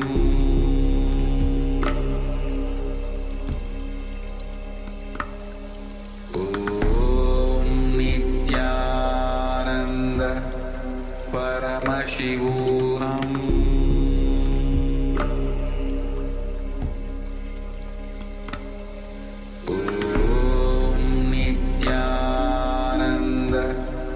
Paramashivoham Om Nityananda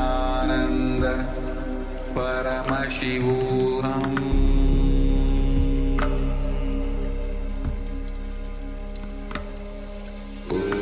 Om Nityananda Paramashivoham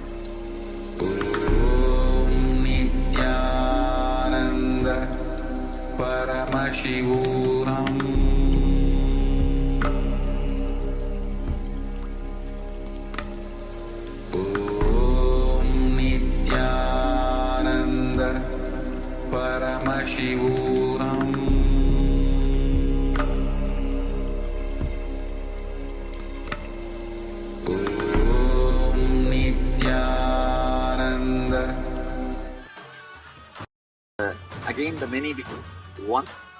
Not only spiritually, even socially, this celebration forms a very important part of my life, because this is the only celebration I enjoyed from my birth, at least in this body.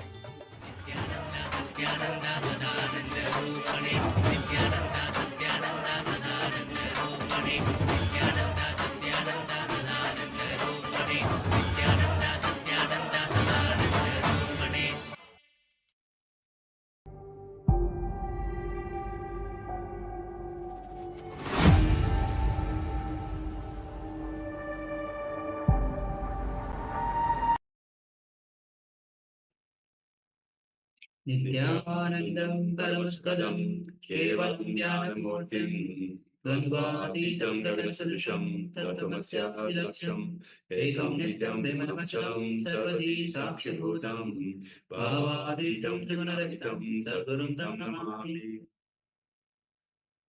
Nityanandam all of you. Nityanandam. And welcome to wonderful day 6 of the Paramashivoham Level 1. We just finished 108 asana sequence, Pratham Vinyasa ground. So welcome all of you on this beautiful journey of 21 days of Paramashivoham. We have covered 6 days, and today is the 6th day. We have covered 5 days, and we just finished 108 asanas. So those who have participated, taken part in the yoga, please let us know your experience, any breakthrough that you had through yoga. With all the participants on YouTube, also you can start sharing your experience of yoga. Nityananda Yoga is the essence of millions of yogi scriptures that Swamiji has given to all of us to radiate enlightenment. Swamiji says, Yoga, Nityananda Yoga is to align your body to the cosmos. Through yoga, one becomes, it is divine who enters into man, not man enters into divine. To give you that super conscious breakthrough. And after you're filled with that energy through yoga, this is the right time that we start manifesting the powers of third eye. So we'll be entering into the powers of third eye, manifesting, seeing picture blindfolded. This will be the power that we'll be starting with. And as the day progresses, we will be entering into different power. So let's get ready. Meanwhile, as we enter into the SUPREME, which is a scriptural reference for manifesting the powers of third eye, you can get ready with a blindfold to cover your eyes as you'll be manifesting.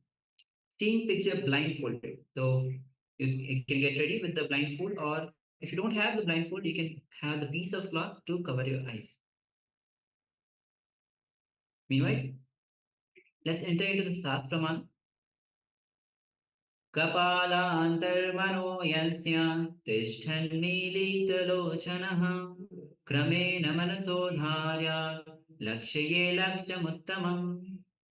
Translation of this verse goes as, by fixing the mind on the inner space within the ground center and sitting stably without any movement, having the eyes closed in succession, by that stability of the mind and the inner space, through the power of third eye, one directly sees the ultimate goal, Laksham, by having the vision beyond the sight that reveals any object or place, attaining the space of oneness with the source Paramashiva.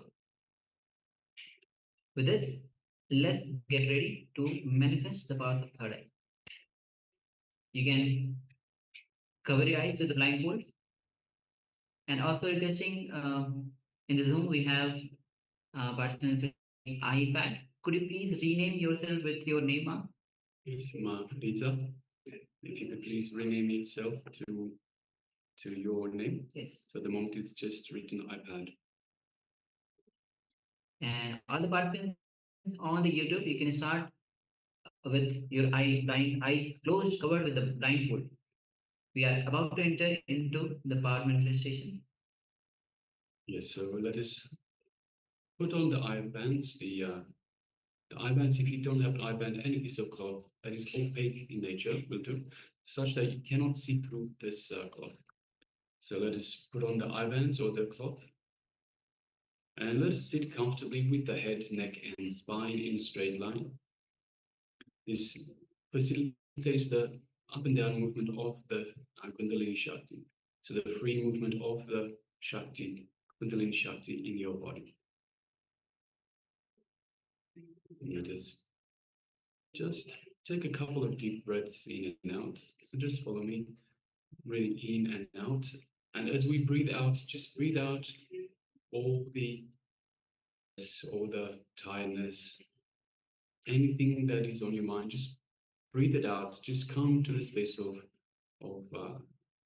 awareness, calmness. So let's just take a few deep breaths in. Breathe in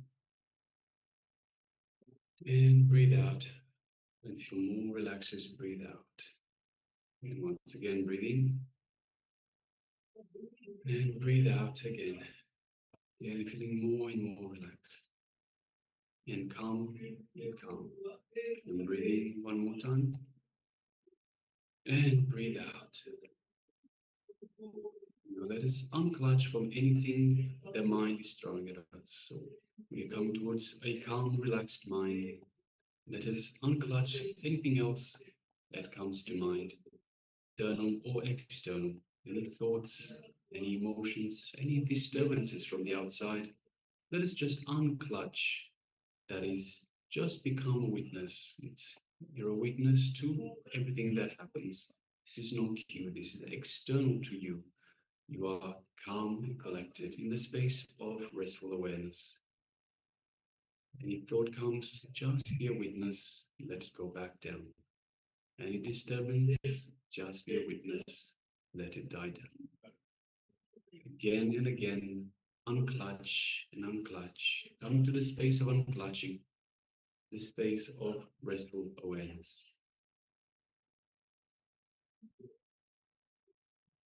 Now let us move our awareness to the inner space, our inner space, the Ananda Ganda, which is just below the heart. And in the Ananda Ganda, let us visualize Swamiji. Let us invoke Swamiji just by remembering Swamiji in your Ananda Ganda. Invoke the Master in our inner space. So you can visualize your favorite Murti, your favorite image of Swamiji, the one that you feel most connected to. Just visualize that in your inner space and connect to it.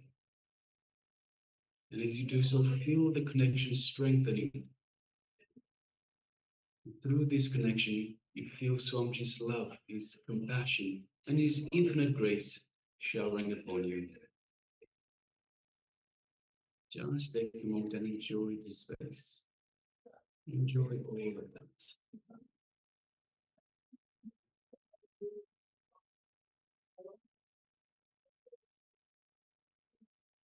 Through this connection, you also feel Swamiji's energy flowing through your entire body. It's superconscious energy reaching out, permeating every part of your body, every single cell of your body is flooded with this superconscious energy. Is feeling revitalized, rejuvenated, and alive.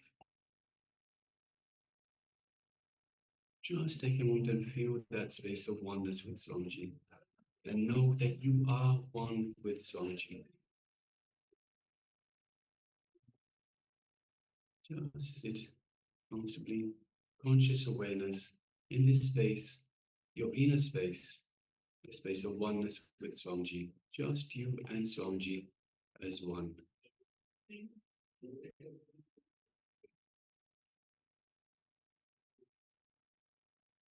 Now from this space of oneness, let us move our gaze to the third eye and just gently gaze through the third eye into Swamiji's third eye. Visualize Swamiji in your third eye. Look through your third eye into Swamiji's third eye. And as you do so, feel a connection, an energetic connection from Swamiji's third eye into your third eye. Feel the energy in your third eye. As Swamiji is awakening and activating your third eye. Just sit and feel that for a moment. Just being restful awareness. Just sit comfortably and feel that energy in your third eye. Now let us start chanting the Mahavakya.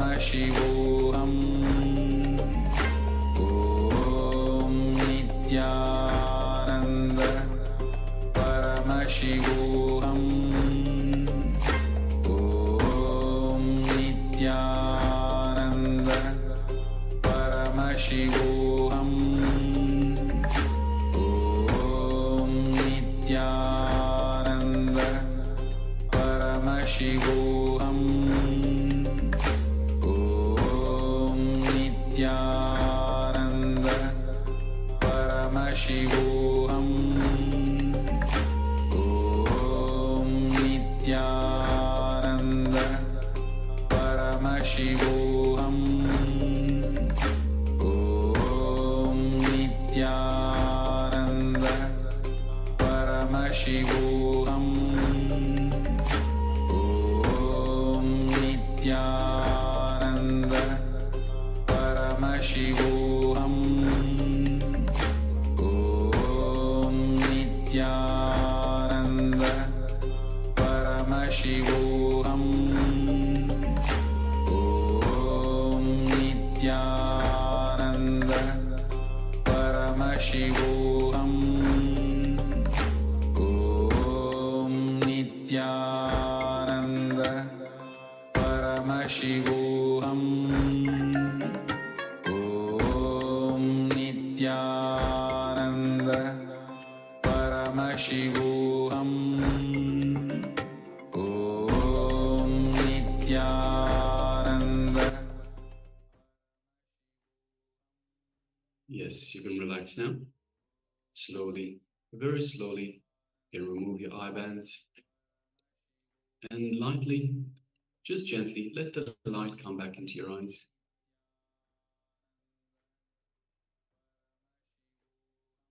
And now take a moment and let us know what was revealed to you in your third eye.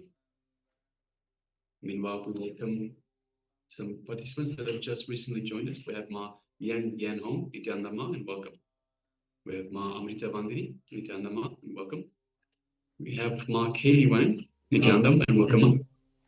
And of course, we have Ma Advaita. Also, Ma Advaita, if you could please rename yourself. So at the moment, I read iPad. So if you could please rename yourself to your name, that would be fantastic. Thank you, Ma. So for those of you that have just joined us, we have just gone through the first round of power manifestation. We'll shortly start with the second one. Just waiting for participants to share. So participants that have been with us both on Zoom and on YouTube, if you could all please let us know if you've taken part in this power manifestation. Let us know what was the result, what was being shown to you in your third eye. So we displayed an image for you, and through the power of third eye, through the power of blind vision, we requested you to let us know the image that we displayed for you. So through third eye vision. So just take a moment and share with us, please.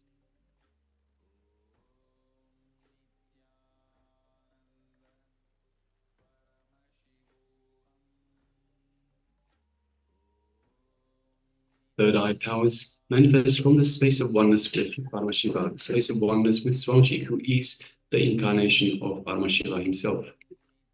And so it is through this space of oneness that powers manifest. So it is important that we don't let the mind get in the way. So that is why at the start we unclutch from the mind, from any thoughts that the mind throws at us.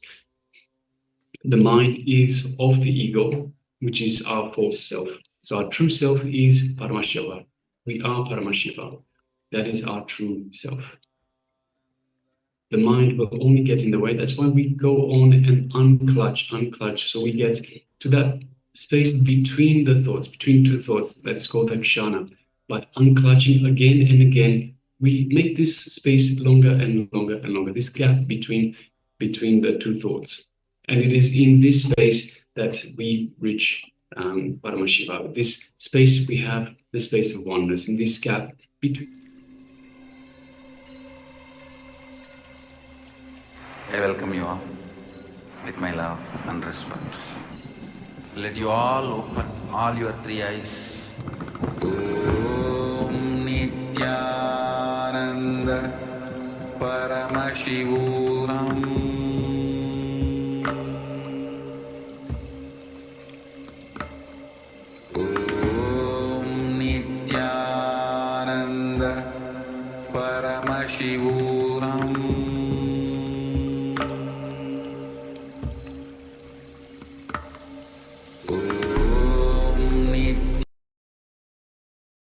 Yes, Nityanand, all of you. Sorry for the technical glitch.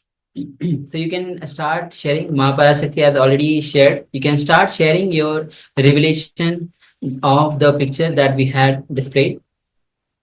So please go ahead and share.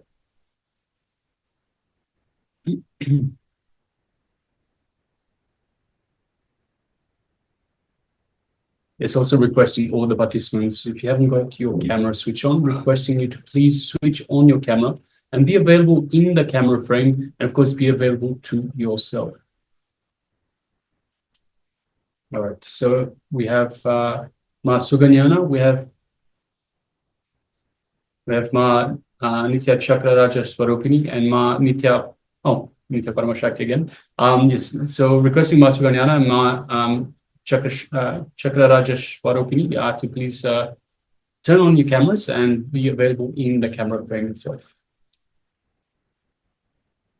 Okay, so if you're still sharing, please continue to do so. Meanwhile, let us.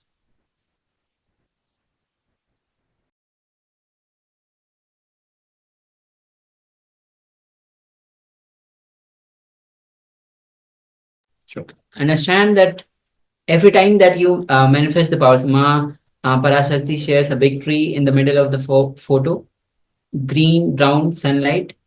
Ma Yang Yang Hong, if you have manifested this power, you can go ahead and share, Ma. And also, if Ma Suganana is there, if Ma, yes, Ma Yang Hong shares black house, light blue light along black objects. Yes, thank you for sharing, Ma. Yes. And also requesting, so if Ma Suganyana and Ma Nitya Chakra Raja Swarupani, if you took part in this power manifestation, please take a moment to share with us what was revealed to you in your third eye. So once you have shared, we'll be projecting the image that we have displayed. Understand, it is the very purpose of human life is to have that super conscious breakthrough. Why we took birth? To have that super conscious breakthrough. Swami says, where between Artha, Moksha, Kama, all four are needed. Ultimately, the moksha is required. Creating wealth, you should create wealth, you should enjoy the life, but ultimately the having the goal focused on the consciousness to be established and that consciousness. So power manifestation is the way where you can establish yourself in oneness with Swamiji. Go on and on and on manifesting the powers.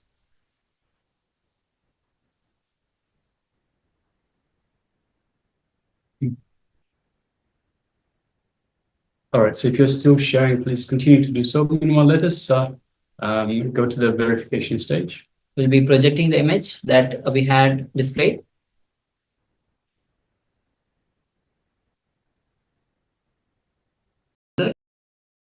Yes, and you can see a gym widget, and the camera is mounted in that gym widget.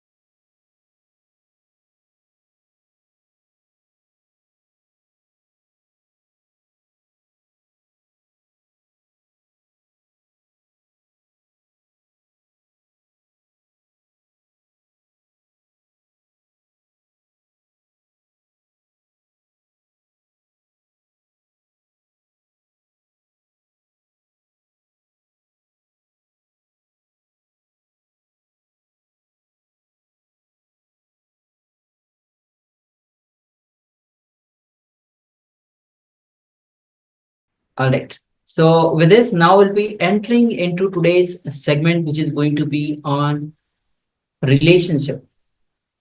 And through Bhagavad Gita, Swamiji will be revealing the deeper secrets of science of enlightened conflict management to live Advaita. Understand, any relationship that we have, some conflict, another will be there. So, what is the science of conflict management? And the moment you live this science of enlightened conflict management, you establish yourself in Advaita, which is the oneness with Swamiji. So being complete with the conflict, so with the free inner space. We'll be entering into the session, and sessions will be especially from the Bhagavad Gita. And Swamiji will be revealing on this next segment is going to be a short revelation on marriage and how the love is your very life. Yes, ma. Okay. So let's come to the space where look into your life. Any relationship that you had or you have, where you had conflict. Initially, the relationship was actually good, but there's some conflict, and that rose to a bigger conflict in your life. So the moment you have the conflict in the relationship, you want to solve it because you had some beautiful moment in your relationship. So today whole session is going to be on the science of conflict, enlightened conflict management. So let's come to the space of listening as we enter into this revelation by Swami.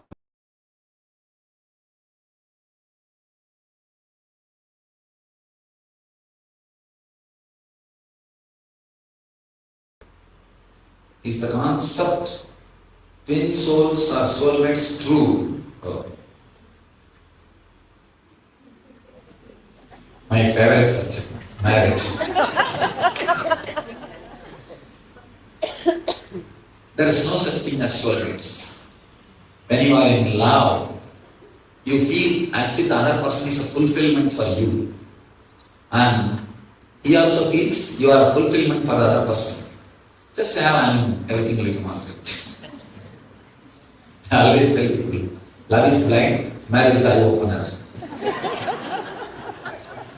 Love is blind, marriage is eye opener. So, all the ideas of soulmates and everything is seasonal.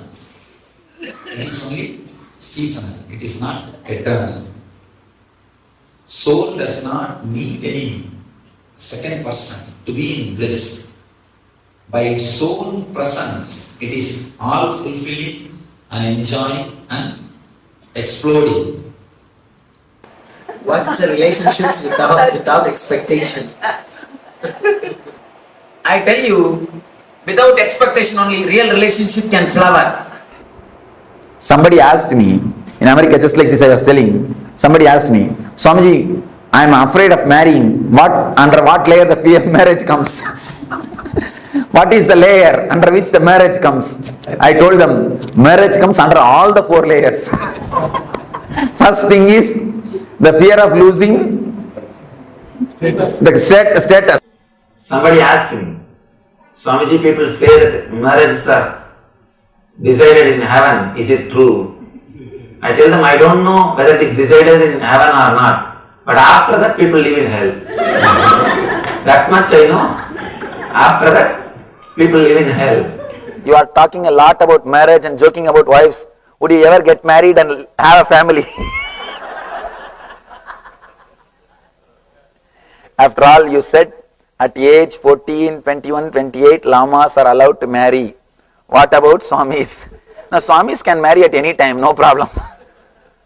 And actually, Paramahamsas can marry at any time. There is no problem. First of all, I am not technically a Swami, I am technically Paramahamsa. Swami means somebody who is trained by a earlier master to sit in that same seat, like a successor, predecessor. They are only called the Pidadhipatis and they have lineage and they have so many rules and all those things. Paramahamsas are the people who left their house and took this life to achieve enlightenment. They have not left for the sake of some Peetam to sit in some throne or to be a head of some institution. They left out of their quest for enlightenment. So Paramahamsas are no way bound by the rules and regulations of the Swamis. But one thing, let you be very clear, I am not going to marry. And that I am very clear. And because I have seen many people, and I have some more jokes now, I don't want to tell, enough. And I have now too many jokes coming up. They are all coming and crashing now. The traffic jam is happening in my throat. Everyone is trying, hey, I am coming, I am. So, whose question it is? Okay. Let it be very clear, I am not going to marry. In Hinduism, the idea of divorce never exists. There is no idea of divorce. According to Hindu marriage laws, the divorce is not possible. And I want to tell you one important thing. Still we don't have a Sanskrit equivalent word for divorce. We don't have a Sanskrit word for divorce. Divorce as such, the very idea is not socially accepted. Because before the marriage, they are very clearly made to understand nobody can suit or match your fantasies. Either you live with your fantasies and get frustrated after seeing 5-6 persons, or drop your fantasies and live with one person happily forever. Only in the fairy tales you get the word. They lived forever happily. They lived forever happily married. Only in the fairy tales you can get the word, not in reality. In reality, only when you drop your fantasies, you can experience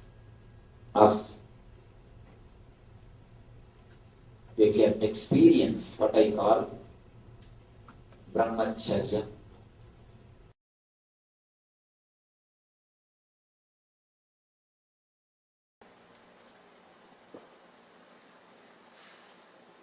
I welcome you all with my love and respects. Love is your very life.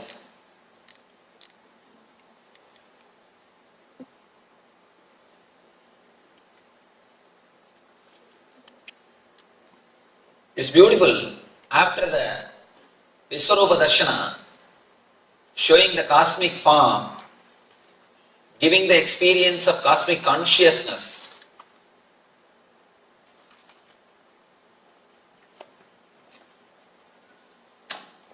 Krishna speaks about bhakti, love. Usually people think after bhakti comes spiritual experience. But I tell you the truth. After spiritual experience comes bhakti. Never a real bhakti can happen to you before spiritual experience. East always believes first spiritual experience, then social service. But Western religions believe social service will lead to spiritual experience. No. Never. Only a person who had the experience of every being as part of cosmic consciousness can really radiate love. Only he can know what is love.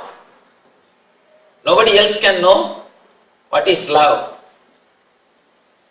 Others can think they love or act as if they love. Be very clear. There are so many people who act as if they love. Sometimes by acting, they start thinking that they are loving. Never you can love by acting. Love is supposed to flow from your very being. It happens only when you experience the cosmic consciousness, spiritual experience. It is so nice.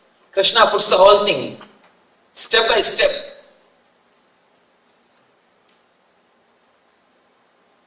Really, after the spiritual experience, the gratitude, so much of gratitude overflows in your being. So much of love overflows in your being. You start radiating it. You start radiating. No one can show or experience love unless they have the spiritual experience. People come and ask me, Swamiji, you are telling all your devotees to meditate, meditate, meditate. What is the use? Why don't you tell them to do service? There are so many spiritual organizations, I can't say spiritual organizations, so-called spiritual organizations, caught in social service, just for the sake of name and fame and social prestige. There are so many organizations. Organized charity, I always tell people, organized charity is a beautiful way of cheating yourself and others. Charity can never be organized. It just flows. It can never be organized. The moment you organize it, the whole thing has got different quality, different color, different purpose. Different color, different quality, different purpose. Only when it flows after the experience, it is a solid expression of love. There is a beautiful saying in Zen Buddhism. Whatever Buddha does, even if he kills somebody, it will do only good to him. But an unenlightened man, whatever he does, even if it is a great service, it will do only bad for him and the society. Good or bad is not decided by doing, it is decided by being. When an enlightened man does, even small things lead to great good things or good results in the world. When unenlightened people do, even a great truths lead to misery and destruction. See, a simple word uttered by Buddha, watch your breath, or observe, witness your inhaling and exhaling. Simple truth discovered by Buddha. Thousands of people have become enlightened through this Vipassana meditation. The simple one technique, Vipassana, thousands of people have become enlightened. When Buddha utters even ordinary truth, even ordinary simple truth leads thousands of people to higher consciousness. If an unenlightened person discovers even a great truth leads to destruction. See the atomic bomb. Great truth, the theory of relativity. Great truth. But when it comes out from unenlightened mind, it always leads to destruction. Important thing. I was just reading a statistics report in a magazine. They say all the governments, all the countries in the world have got enough of atomic weapons which can burn planet Earth 700 times. Not once or twice. Once burning the planet Earth is enough. The atomic weapons they have stored, they have piled, can destroy planet Earth 700 times. Any single person with sadistic attitude, if he goes and sits in the seat or if he gets the power, the whole humanity is in danger. We have everything ready. Just somebody has to come and press the button. He should be mad enough, should be sadistic enough to press the button. The global suicide will happen. So much of atomic weapons are piled. See, it's a great truth. The theory of relativity is such a great truth, but expressed from unenlightened mind. So naturally it leads to destruction. Deed or word by themselves don't do good or bad. It does good or bad based on the consciousness from which it emits. Based on the consciousness from which it expresses.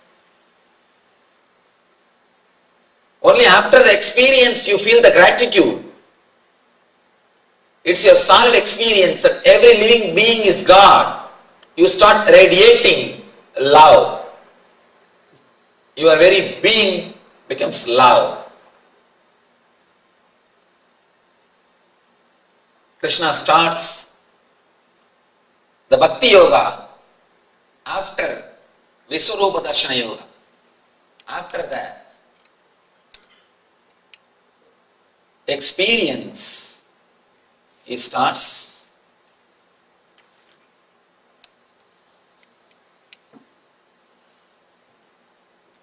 Bhakti Yoga. Arjuna Uvacha Evam Sadata Yukta Ye Bhaktas Pamparyuvasade Esapyaksharam Avyaktam Tesham Ke Yoga Vittama. See, the whole trend in which Arjuna speaks is totally different now. The very trend, very way is different. He says, which are considered to be the more perfect? Those who are always properly engaged in your bhakti, are those who worship in those who merge in the Brahman, the unmanifested. Please be clear. Here, he is not asking for himself. It is from here the trend starts like a simple discussion. It's more like a trying to record the truth, trying to put the whole thing in record for future generation. The questions from here is neither doubt nor enquiries. Just he tries to put the whole thing in the form of writing so that it will be useful for the next generation. A simple understandings. Yes, who is established in you totally, whether a person who is devotee or person who is enlightened.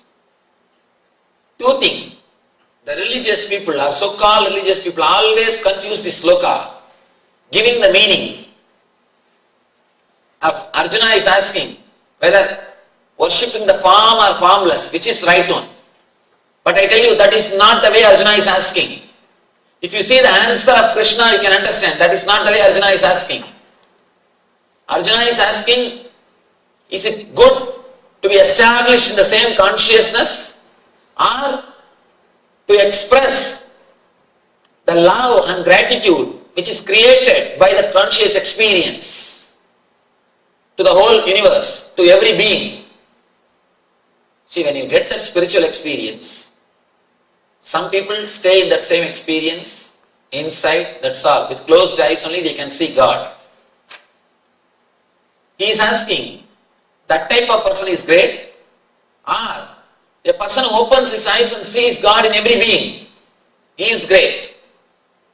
Please understand, he is not asking whether worshipping the form is great or worshipping the formless is great. No. But the so-called religious people have always given this meaning and created problem between Shankara and Ramanuja. It goes on and on and on. But if you see the answers, it is very clear. Arjuna is not asking this. He is asking, Should I be established in that same experience, or should I express the gratitude which is happening to me? Expressing the gratitude which happens because of the experience is bhakti. Having that experience and rejoicing, staying in that experience is jnana, that's all. But Krishna's answer is both are one and the same. Both are one and the same. And both are not two different things. How the first one leads to second one, and the second one leads again back to first one. You see, you must have heard about the vicious circle. First one leads to second one, and second one leads to the first one. And now I wanted to introduce a new word, virtuous circle. Vicious circle leads to low energy, to a lower level of consciousness. Virtuous circle leads you to higher energy, higher level of consciousness. Bliss and devotion. Bliss and gratitude. Gratitude and bliss. These two are virtuous circle which leads you to the higher consciousness. Bliss means the experience leads you to expression, gratitude, service. Again, the expression, the gratitude or service leads you to bliss. One leads to other, the other leads to first. So it is called virtuous circle. Usually we are caught in the vicious circle. Fear leads to greed, greed leads to fear. Fear leads to more greed, fear leads to more greed, and more greed leads to more fear leads to more and more greed, and more greed leads to more and more fear. This is vicious circle. And here Krishna introduces virtuous circle. Virtuous circle is what he calls dharma. Dharma means virtuous circle, which leads you to higher and higher consciousness, which leads you to higher and higher level of experiences. Sri Bhagavan Uvacha Maya Vesya Manoye Mam Nitya Yukta Ubasade Shraddhaya Parayo Veda Deme Yukta Tamamada Maya Vesya Manoye Mam Nitya Yukta Ubasade Shraddhaya Parayo Veda Deme Yukta Tamamada.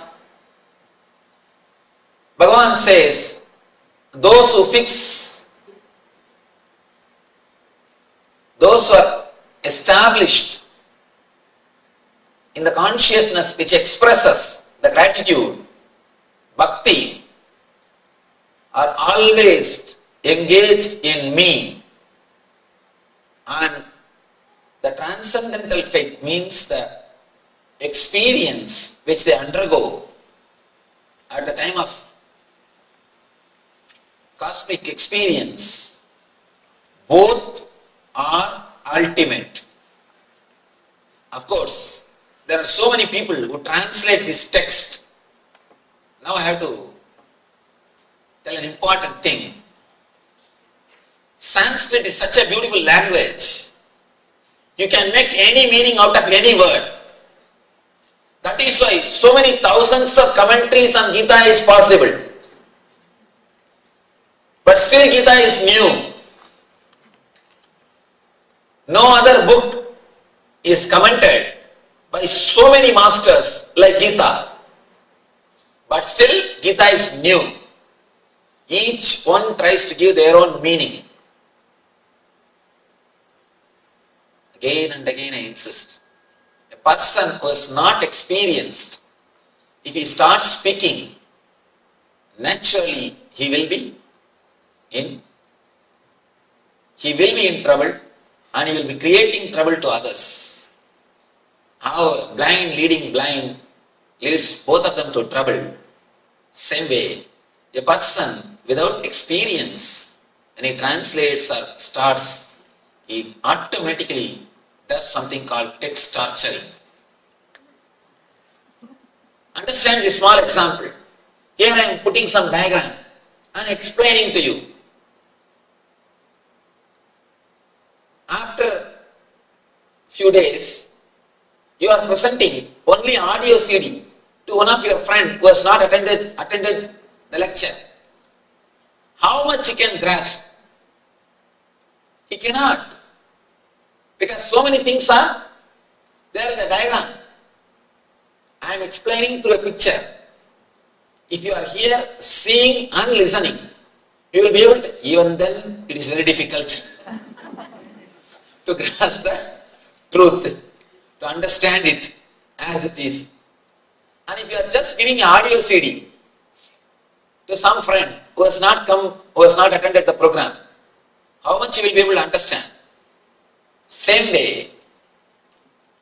And if he tries to understand and he wants to give a lecture on this subject to somebody else, how much it will be original? Same way, person who has not seen, just got the audio recording, only the book. Bhagavad Gita is just audio recording. Transcription of audio recording. It is not even audio recording. If you just hear audio recording, at least you can understand few more things by the voice modulation.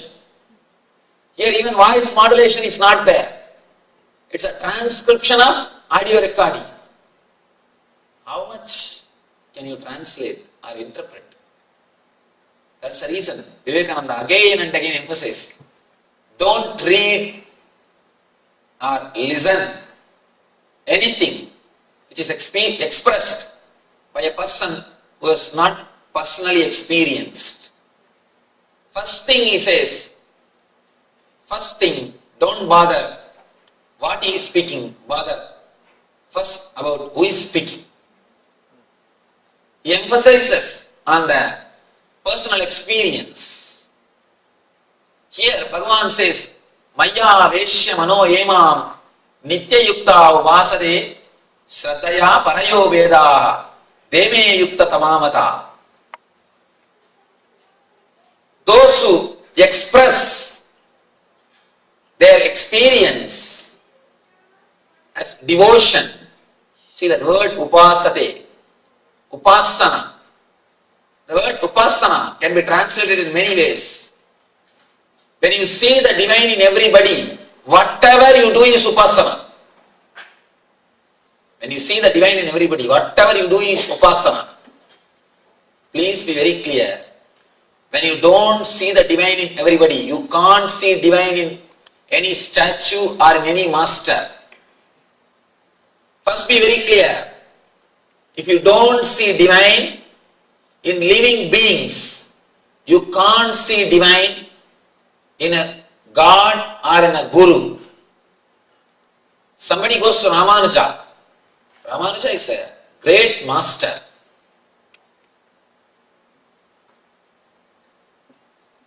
But for Ramanuja, South India would have lost the whole spirituality. Shankara went and settled in North. Even though he is born and brought up in South, he spent most of his time in North. This is because of Ramanuja, the devotion and the spirituality thrived in South India. Till the end, Ramanuja stayed in South India. Not only that, Shankara lived only 32 years. But Ramanuja lived for a long time. He lived in the planet Earth for a long time. And he inspired thousands of people. Ramanuja inspired thousands of people in the path of spirituality and meditation. One young man goes to Ramanuja and asks, Bhagavan, please tell me how to achieve bhakti, how to achieve God, how to achieve the devotion. Ramanuja says, have you loved anybody in your life? This man was shaken. He said, I am a pure brahmachari. How can you ask me this question? I came to you to learn about God, but you are asking this question. Bhagavan Ramanuja says, first go and love somebody. See how you feel when you love somebody. Then come back, I'll teach you about God. I'll teach you about bhakti. Understand? The man was, of course, naturally taken aback. He is not able to understand what Ramanuja says. Unless you love the person whom you are seeing, how you will be able to love the person whom you have never seen? If you can't love human beings whom you are seeing every day, how can you love the form of God or God whom you have never seen? What he says is true. What he says is true. We also should understand, unless you start radiating love in the space where you are staying, you can't love the whole world. Again and again I tell people, loving the whole world is very easy, but loving your wife is very difficult. Loving the whole world is easy because you don't have to do anything. Just say, I love whole world, I love whole world. But when you love your wife, you have to change your attitude. You have to change your mind. You have to change your words. You have to do something. You have to do something. Being established in the consciousness or expressing it towards the universe, both are one and the same. And only one more thing, when a person is merged, when a person is established, automatically he will radiate. Automatically he will radiate. Please be very clear. If the love is not happening, if the expression is not happening, be very clear, the person has not experienced. When a real experience happens, it automatically expresses. Experience is not something you can possess and keep it in your cupboard. No. Experience will possess you and it will sing through you. Somebody asks a Zen master, will enlightened man speak? Master says, no. Enlightened man will never speak. Only a person who don't know will speak. Then he asks, then enlightened master will keep quiet? Master says, no. An enlightened man can never keep quiet. If he keeps quiet, be very clear, he don't know. He is not enlightened. The disciple was puzzled. He was taken aback. You say neither he will speak, nor he will keep quiet. What he will do? Master replies, he will sing. His very being will sing. He will neither speak nor keep quiet. His very being will sing. Because you can't possess experience. Experience will possess you. When experience possesses you, whatever you do will be a song. Any word which comes out of you will be a song. Your very walking will be a dance. Your very body language will radiate a grace. All your expressions will be a service. Great service to the humanity. He says beautifully, enlightened man never keeps quiet or he never talks. He just sings. That is why Gita is given in the form of song. Gita is not prose, it is song. The great truths can never be expressed in logic. It can be expressed only through poems. He says, Krishna says, who is established in the consciousness is great. But the person who expresses, who shares, who automatically radiates will be much greater than who is established. But the truth is, if a man is established, he will radiate.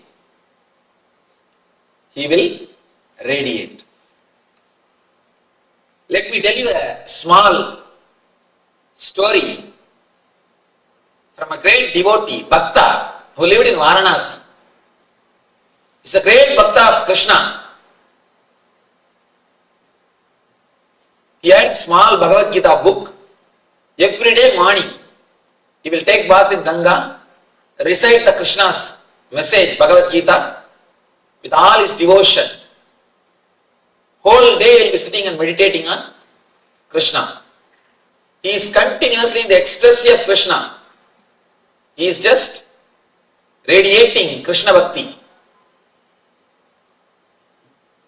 Of course, you can see this type of souls only in India. People who can just sit and be in ecstasy. Society will never disturb them. Society takes care of them. In any other country, you will be called as homeless, put in the shelter, disrespected. That culture is so beautiful. And even if you sit, if you are in ecstasy, you are respected, you are worshipped.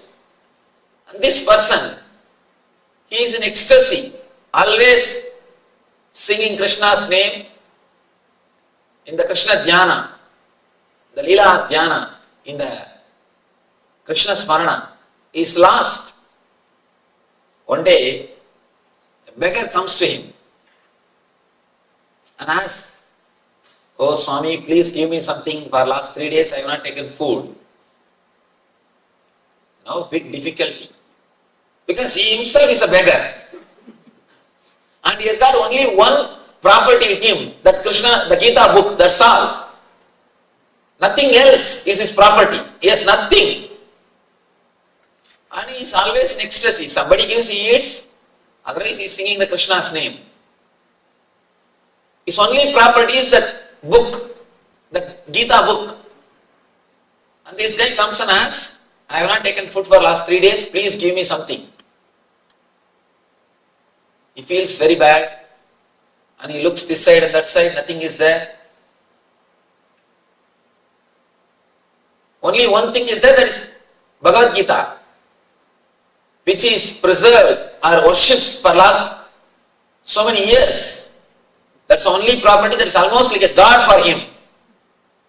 That's everything for him. Nothing else is his property. Suddenly, he gathers courage and takes that book. Tells that beggar, "You see, I have nothing. To tell you honestly, I have only this book. But I can tell you one thing. If you go inside the city and tell this book is my property and auction it, surely people will buy. There are so many people who respect me. Some way they feel devoted to me. So Krishna's blessing is there. Just go to the market and auction this book. Say that this book is my book. Surely people will buy, giving money, and take that money and eat and fulfill yourself. Be happy." And gives that book. Beggar just takes the book and goes away. Next day morning, when he is supposed to chant the Gita, he says, "Oh Krishna, I have given away your words to keep your word."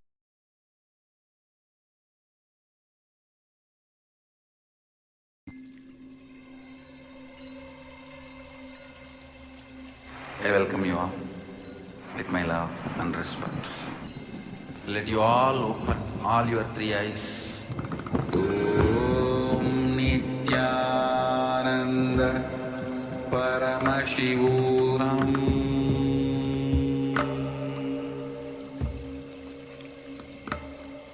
Om Nityananda Paramashivoham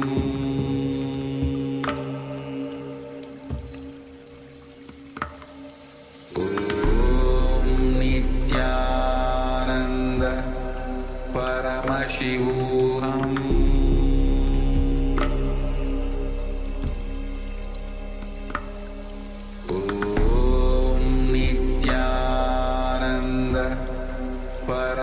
Paramashivoham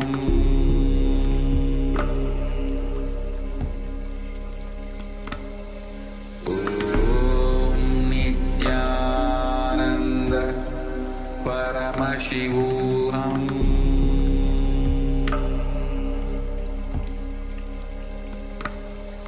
Om Nityananda Paramashivoham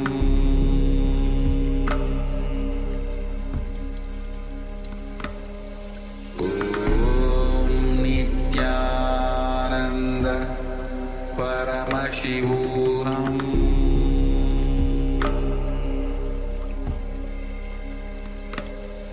Om Nityananda Paramashivoham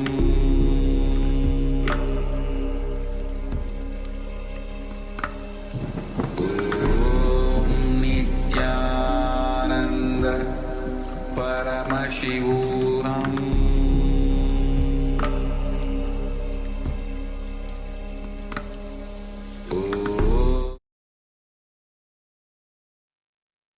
Yes, Nitin, all of you. So love is your very life. Swami says very clearly that only when you are established in the consciousness, you will know what is love. But then we don't even know what is love. All that we know in terms of love is actually the attention seeking. It's not the love. Only when we are established in the consciousness, out of gratitude, the love expresses to us. Love expresses only when we are established in that consciousness. So this session now will be entering into a detox. And as you know, detox is a very important part of our whole, the Paramashivoham program itself. Detox again and again and again, detox from the wrong food that you have intake, the wrong mental patterns that we have taken. So go on detoxing. So now we'll be entering into the detox with herbal tea. So let's get ready to, if you want to have the pen and paper to write down, please go ahead. Yes, so let us get into this detox recipe. So this is for herbal tea. So we'll go through the details shortly. We'll go through that. But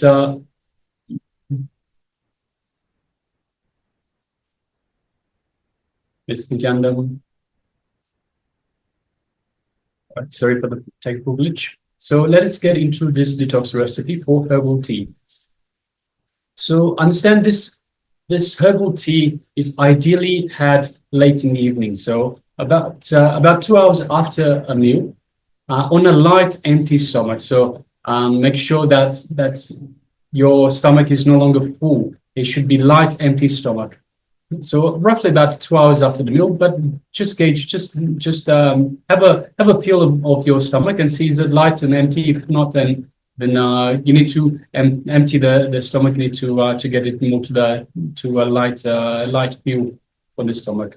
It takes only about 5 minutes to prepare, so it's a very quick concoction that we are making.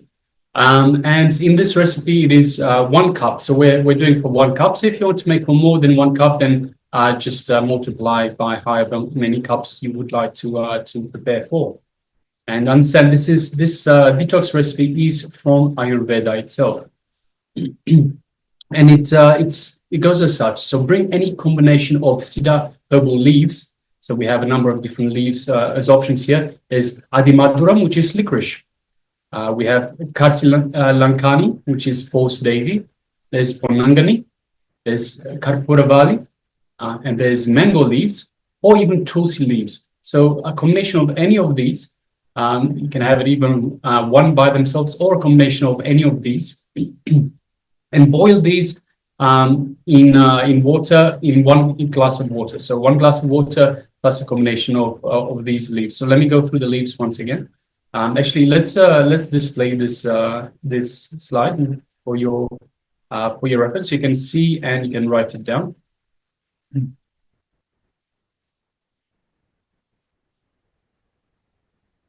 Yes. So as you can see, any combination of these, there's Adimaduram, which is licorice, Karsilankani, which is false daisy, Punangani, which is Punangani. There's Karpula Bali, there's mango leaves or tulsi leaves. So any combination of these. Boil these, bring these to a boil in 1 glass of water. After it comes to boil, let it sit for a while, then filter and serve with honey or organic jaggery. So if you don't know, jaggery is the raw sugar that you get. It's unprocessed sugar. So after you filter the tea, add honey or organic jaggery to make it sweet, as sweet as you want. So you judge for yourself how much sweetness you want into the tea. And finally, you can add a few drops of lemon juice. So add a few drops of lemon juice to the final concoction. And for diabetic patients, please avoid jaggery or any other artificial sweetener. So if you have diabetes, please avoid jaggery. So this is raw sugar.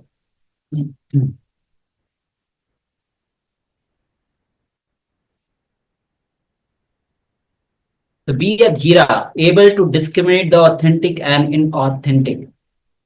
So through Siddha herbs, you will be able to build immunity, acts as Ausada. So Siddha herbs is not only to build the immunity or to able to discriminate between authentic and inauthentic. This is the way to manifest the powers. This is the way to receive enlightenment.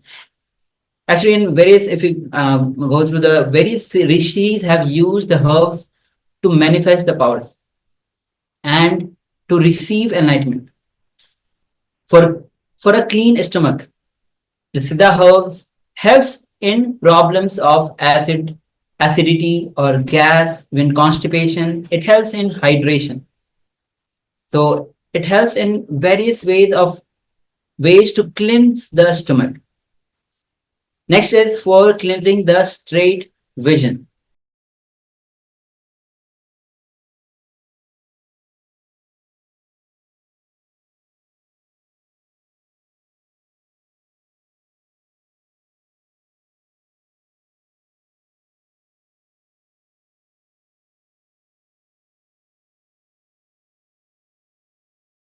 So having the clean, straight vision. So understand, it's one of the things that everybody wants nowadays, especially when most of the people are actually suffering from the eyesight vision issues. So eyes will not flutter too much. It will be bright and fresh with the Siddha herbs. And the next is overcoming tiredness and feeling sleepy. This is one of the things that almost everybody is suffering from, whether it is tiredness, whether it is sleep. So Siddha herbs is used for overcoming tiredness and feeling sleepy. And through Siddha herbs, you can never be addictive and it never causes addictions.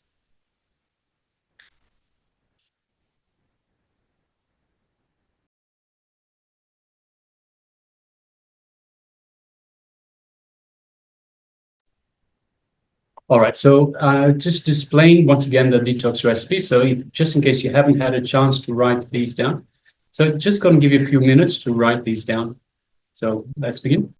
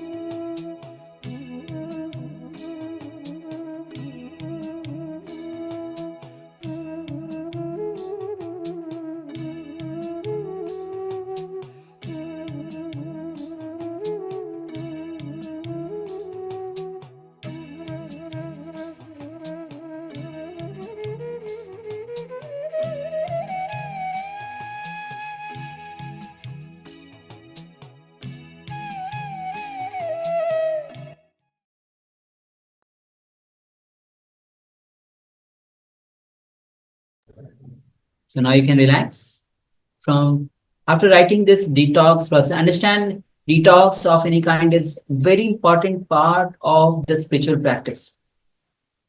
So with this, now let's move on to the meditation for the segment, the revelation by Swamiji on love is your very life. So understand that only a person who has experienced every being as a part of the cosmic consciousness can really radiate love. Good or bad is decided by doing. It's not decided by doing, it is decided by being. So actually Swami shares one of the Zen masters. In the Zen, one of the saying is that a common man, when an enlightened master does anything, whether he kills a person, it will do only good to that person. And when a non-enlightened person when does good to the person or does a charity, it will do bad to that person. Similarly, understand that dharma means the virtuous cycle which leads you to higher and higher consciousness, which leads to higher levels of experiences.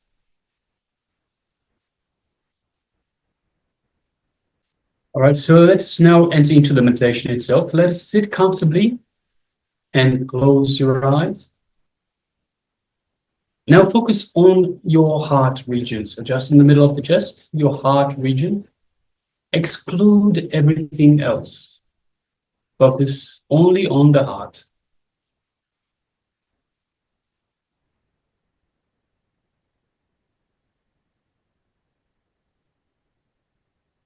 Visualize your heart as an endless reservoir from where blessings can flow. So focus only on the heart and visualize your heart as an endless reservoir from where blessings can flow.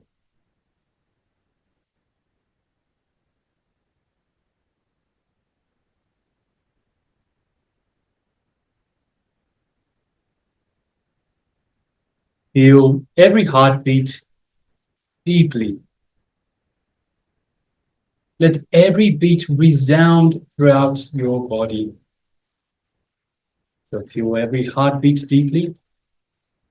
And let every beat resound throughout your body. And between the heartbeats, feel the energy of love happening in you. In the deepest part of your body, your mind and soul, the love energy is waiting to be acknowledged. Invite the love energy of the heart to flow and fill these deeper parts of your body, mind, and soul. So let's sit down comfortably with your eyes closed. And let's begin this meditation. We'll be projecting the slide for your reference.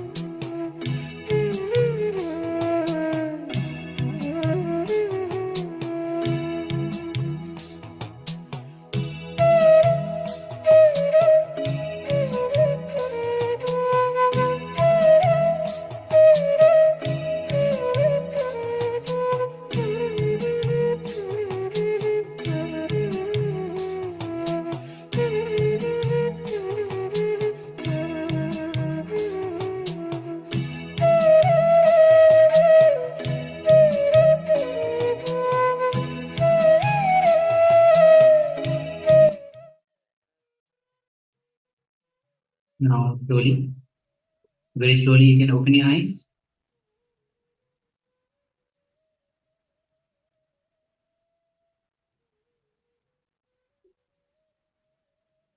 From this beautiful meditation of feeling the love overflowing in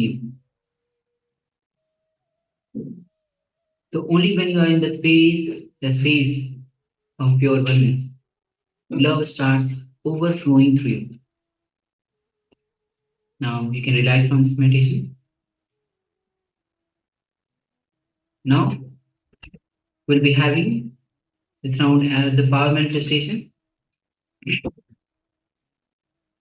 And we'll be entering into the Sas Pramana, which is the scripture reference for manifesting the power of clairvoyance.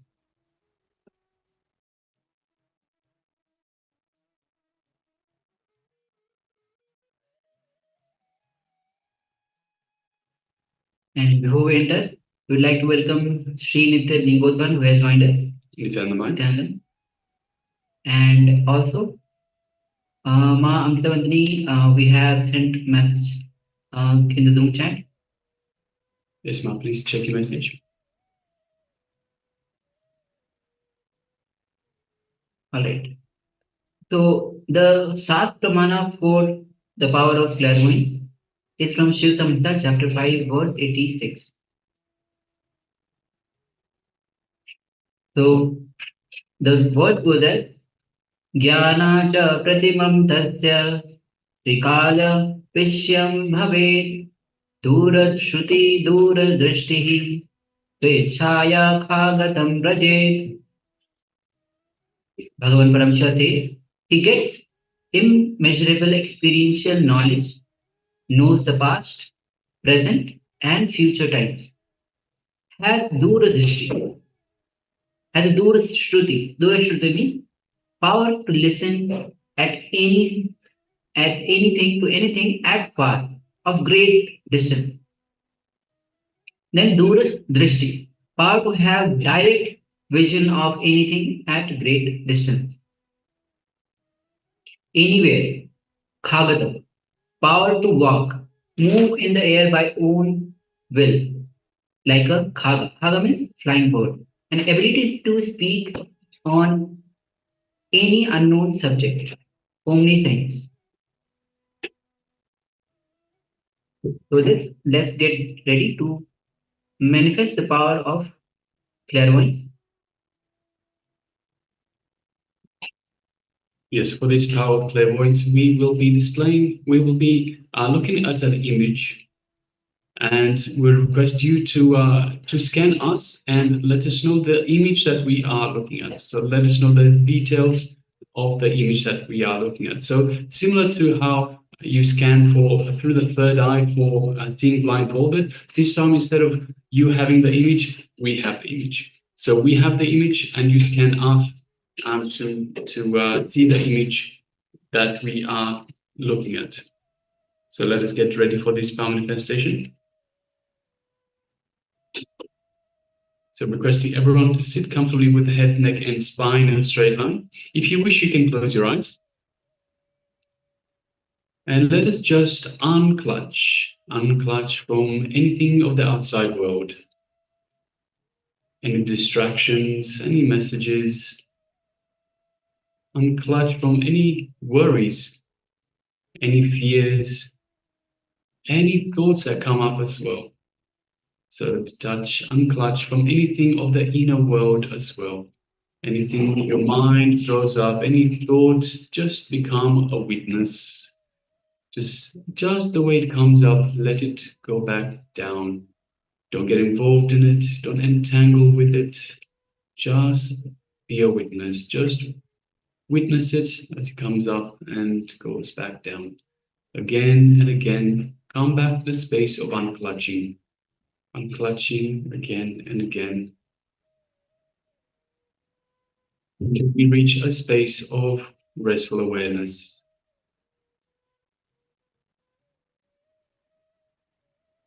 Now, from this space of restful awareness, let us move our attention, our awareness to our inner space, Inner space just below the heart center, the Ananda Kanda. Let us visualize Swamiji in our inner space. Feel the connection to Swamiji through this image in your inner space. Know that Swamiji is in your inner space.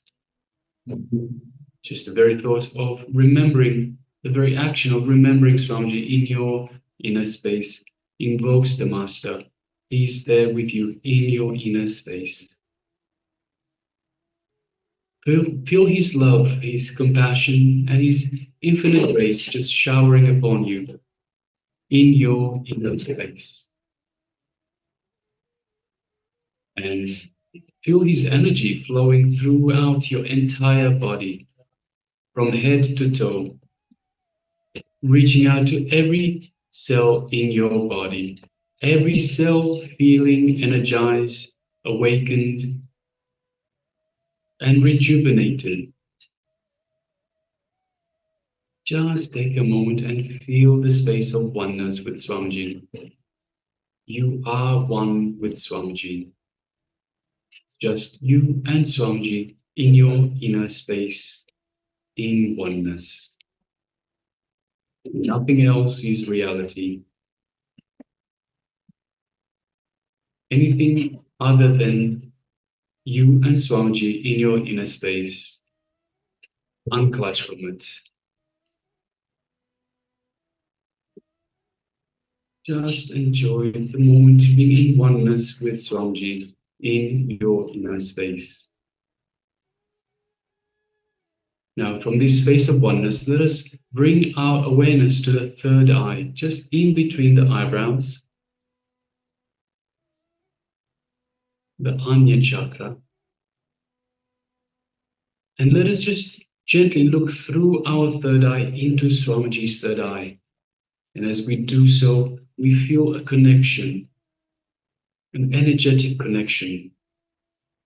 We feel the buzz in our third eye as Swamiji is awakening and activating our third eye, preparing us for this power manifestation.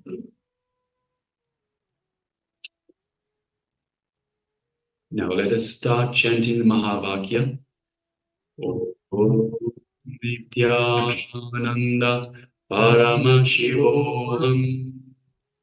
Om Nityananda Paramashivoham. Om Nityananda Paramashivoham. Let's continue chanting the Mahavakya. And from this space of oneness with Swamiji, keeping the intention to scan the image that the Acharyas ourselves are looking at, let us start manifesting this power. The Acharyas ourselves are now looking at an image. Let's begin.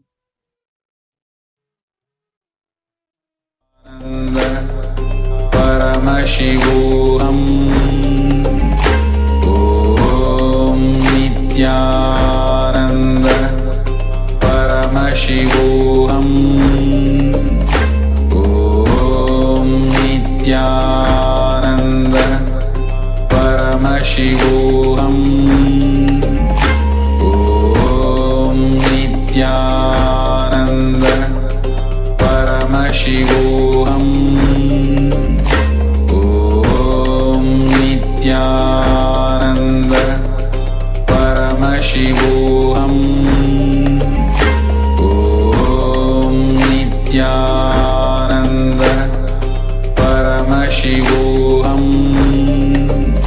Om Nityananda Paramashivoham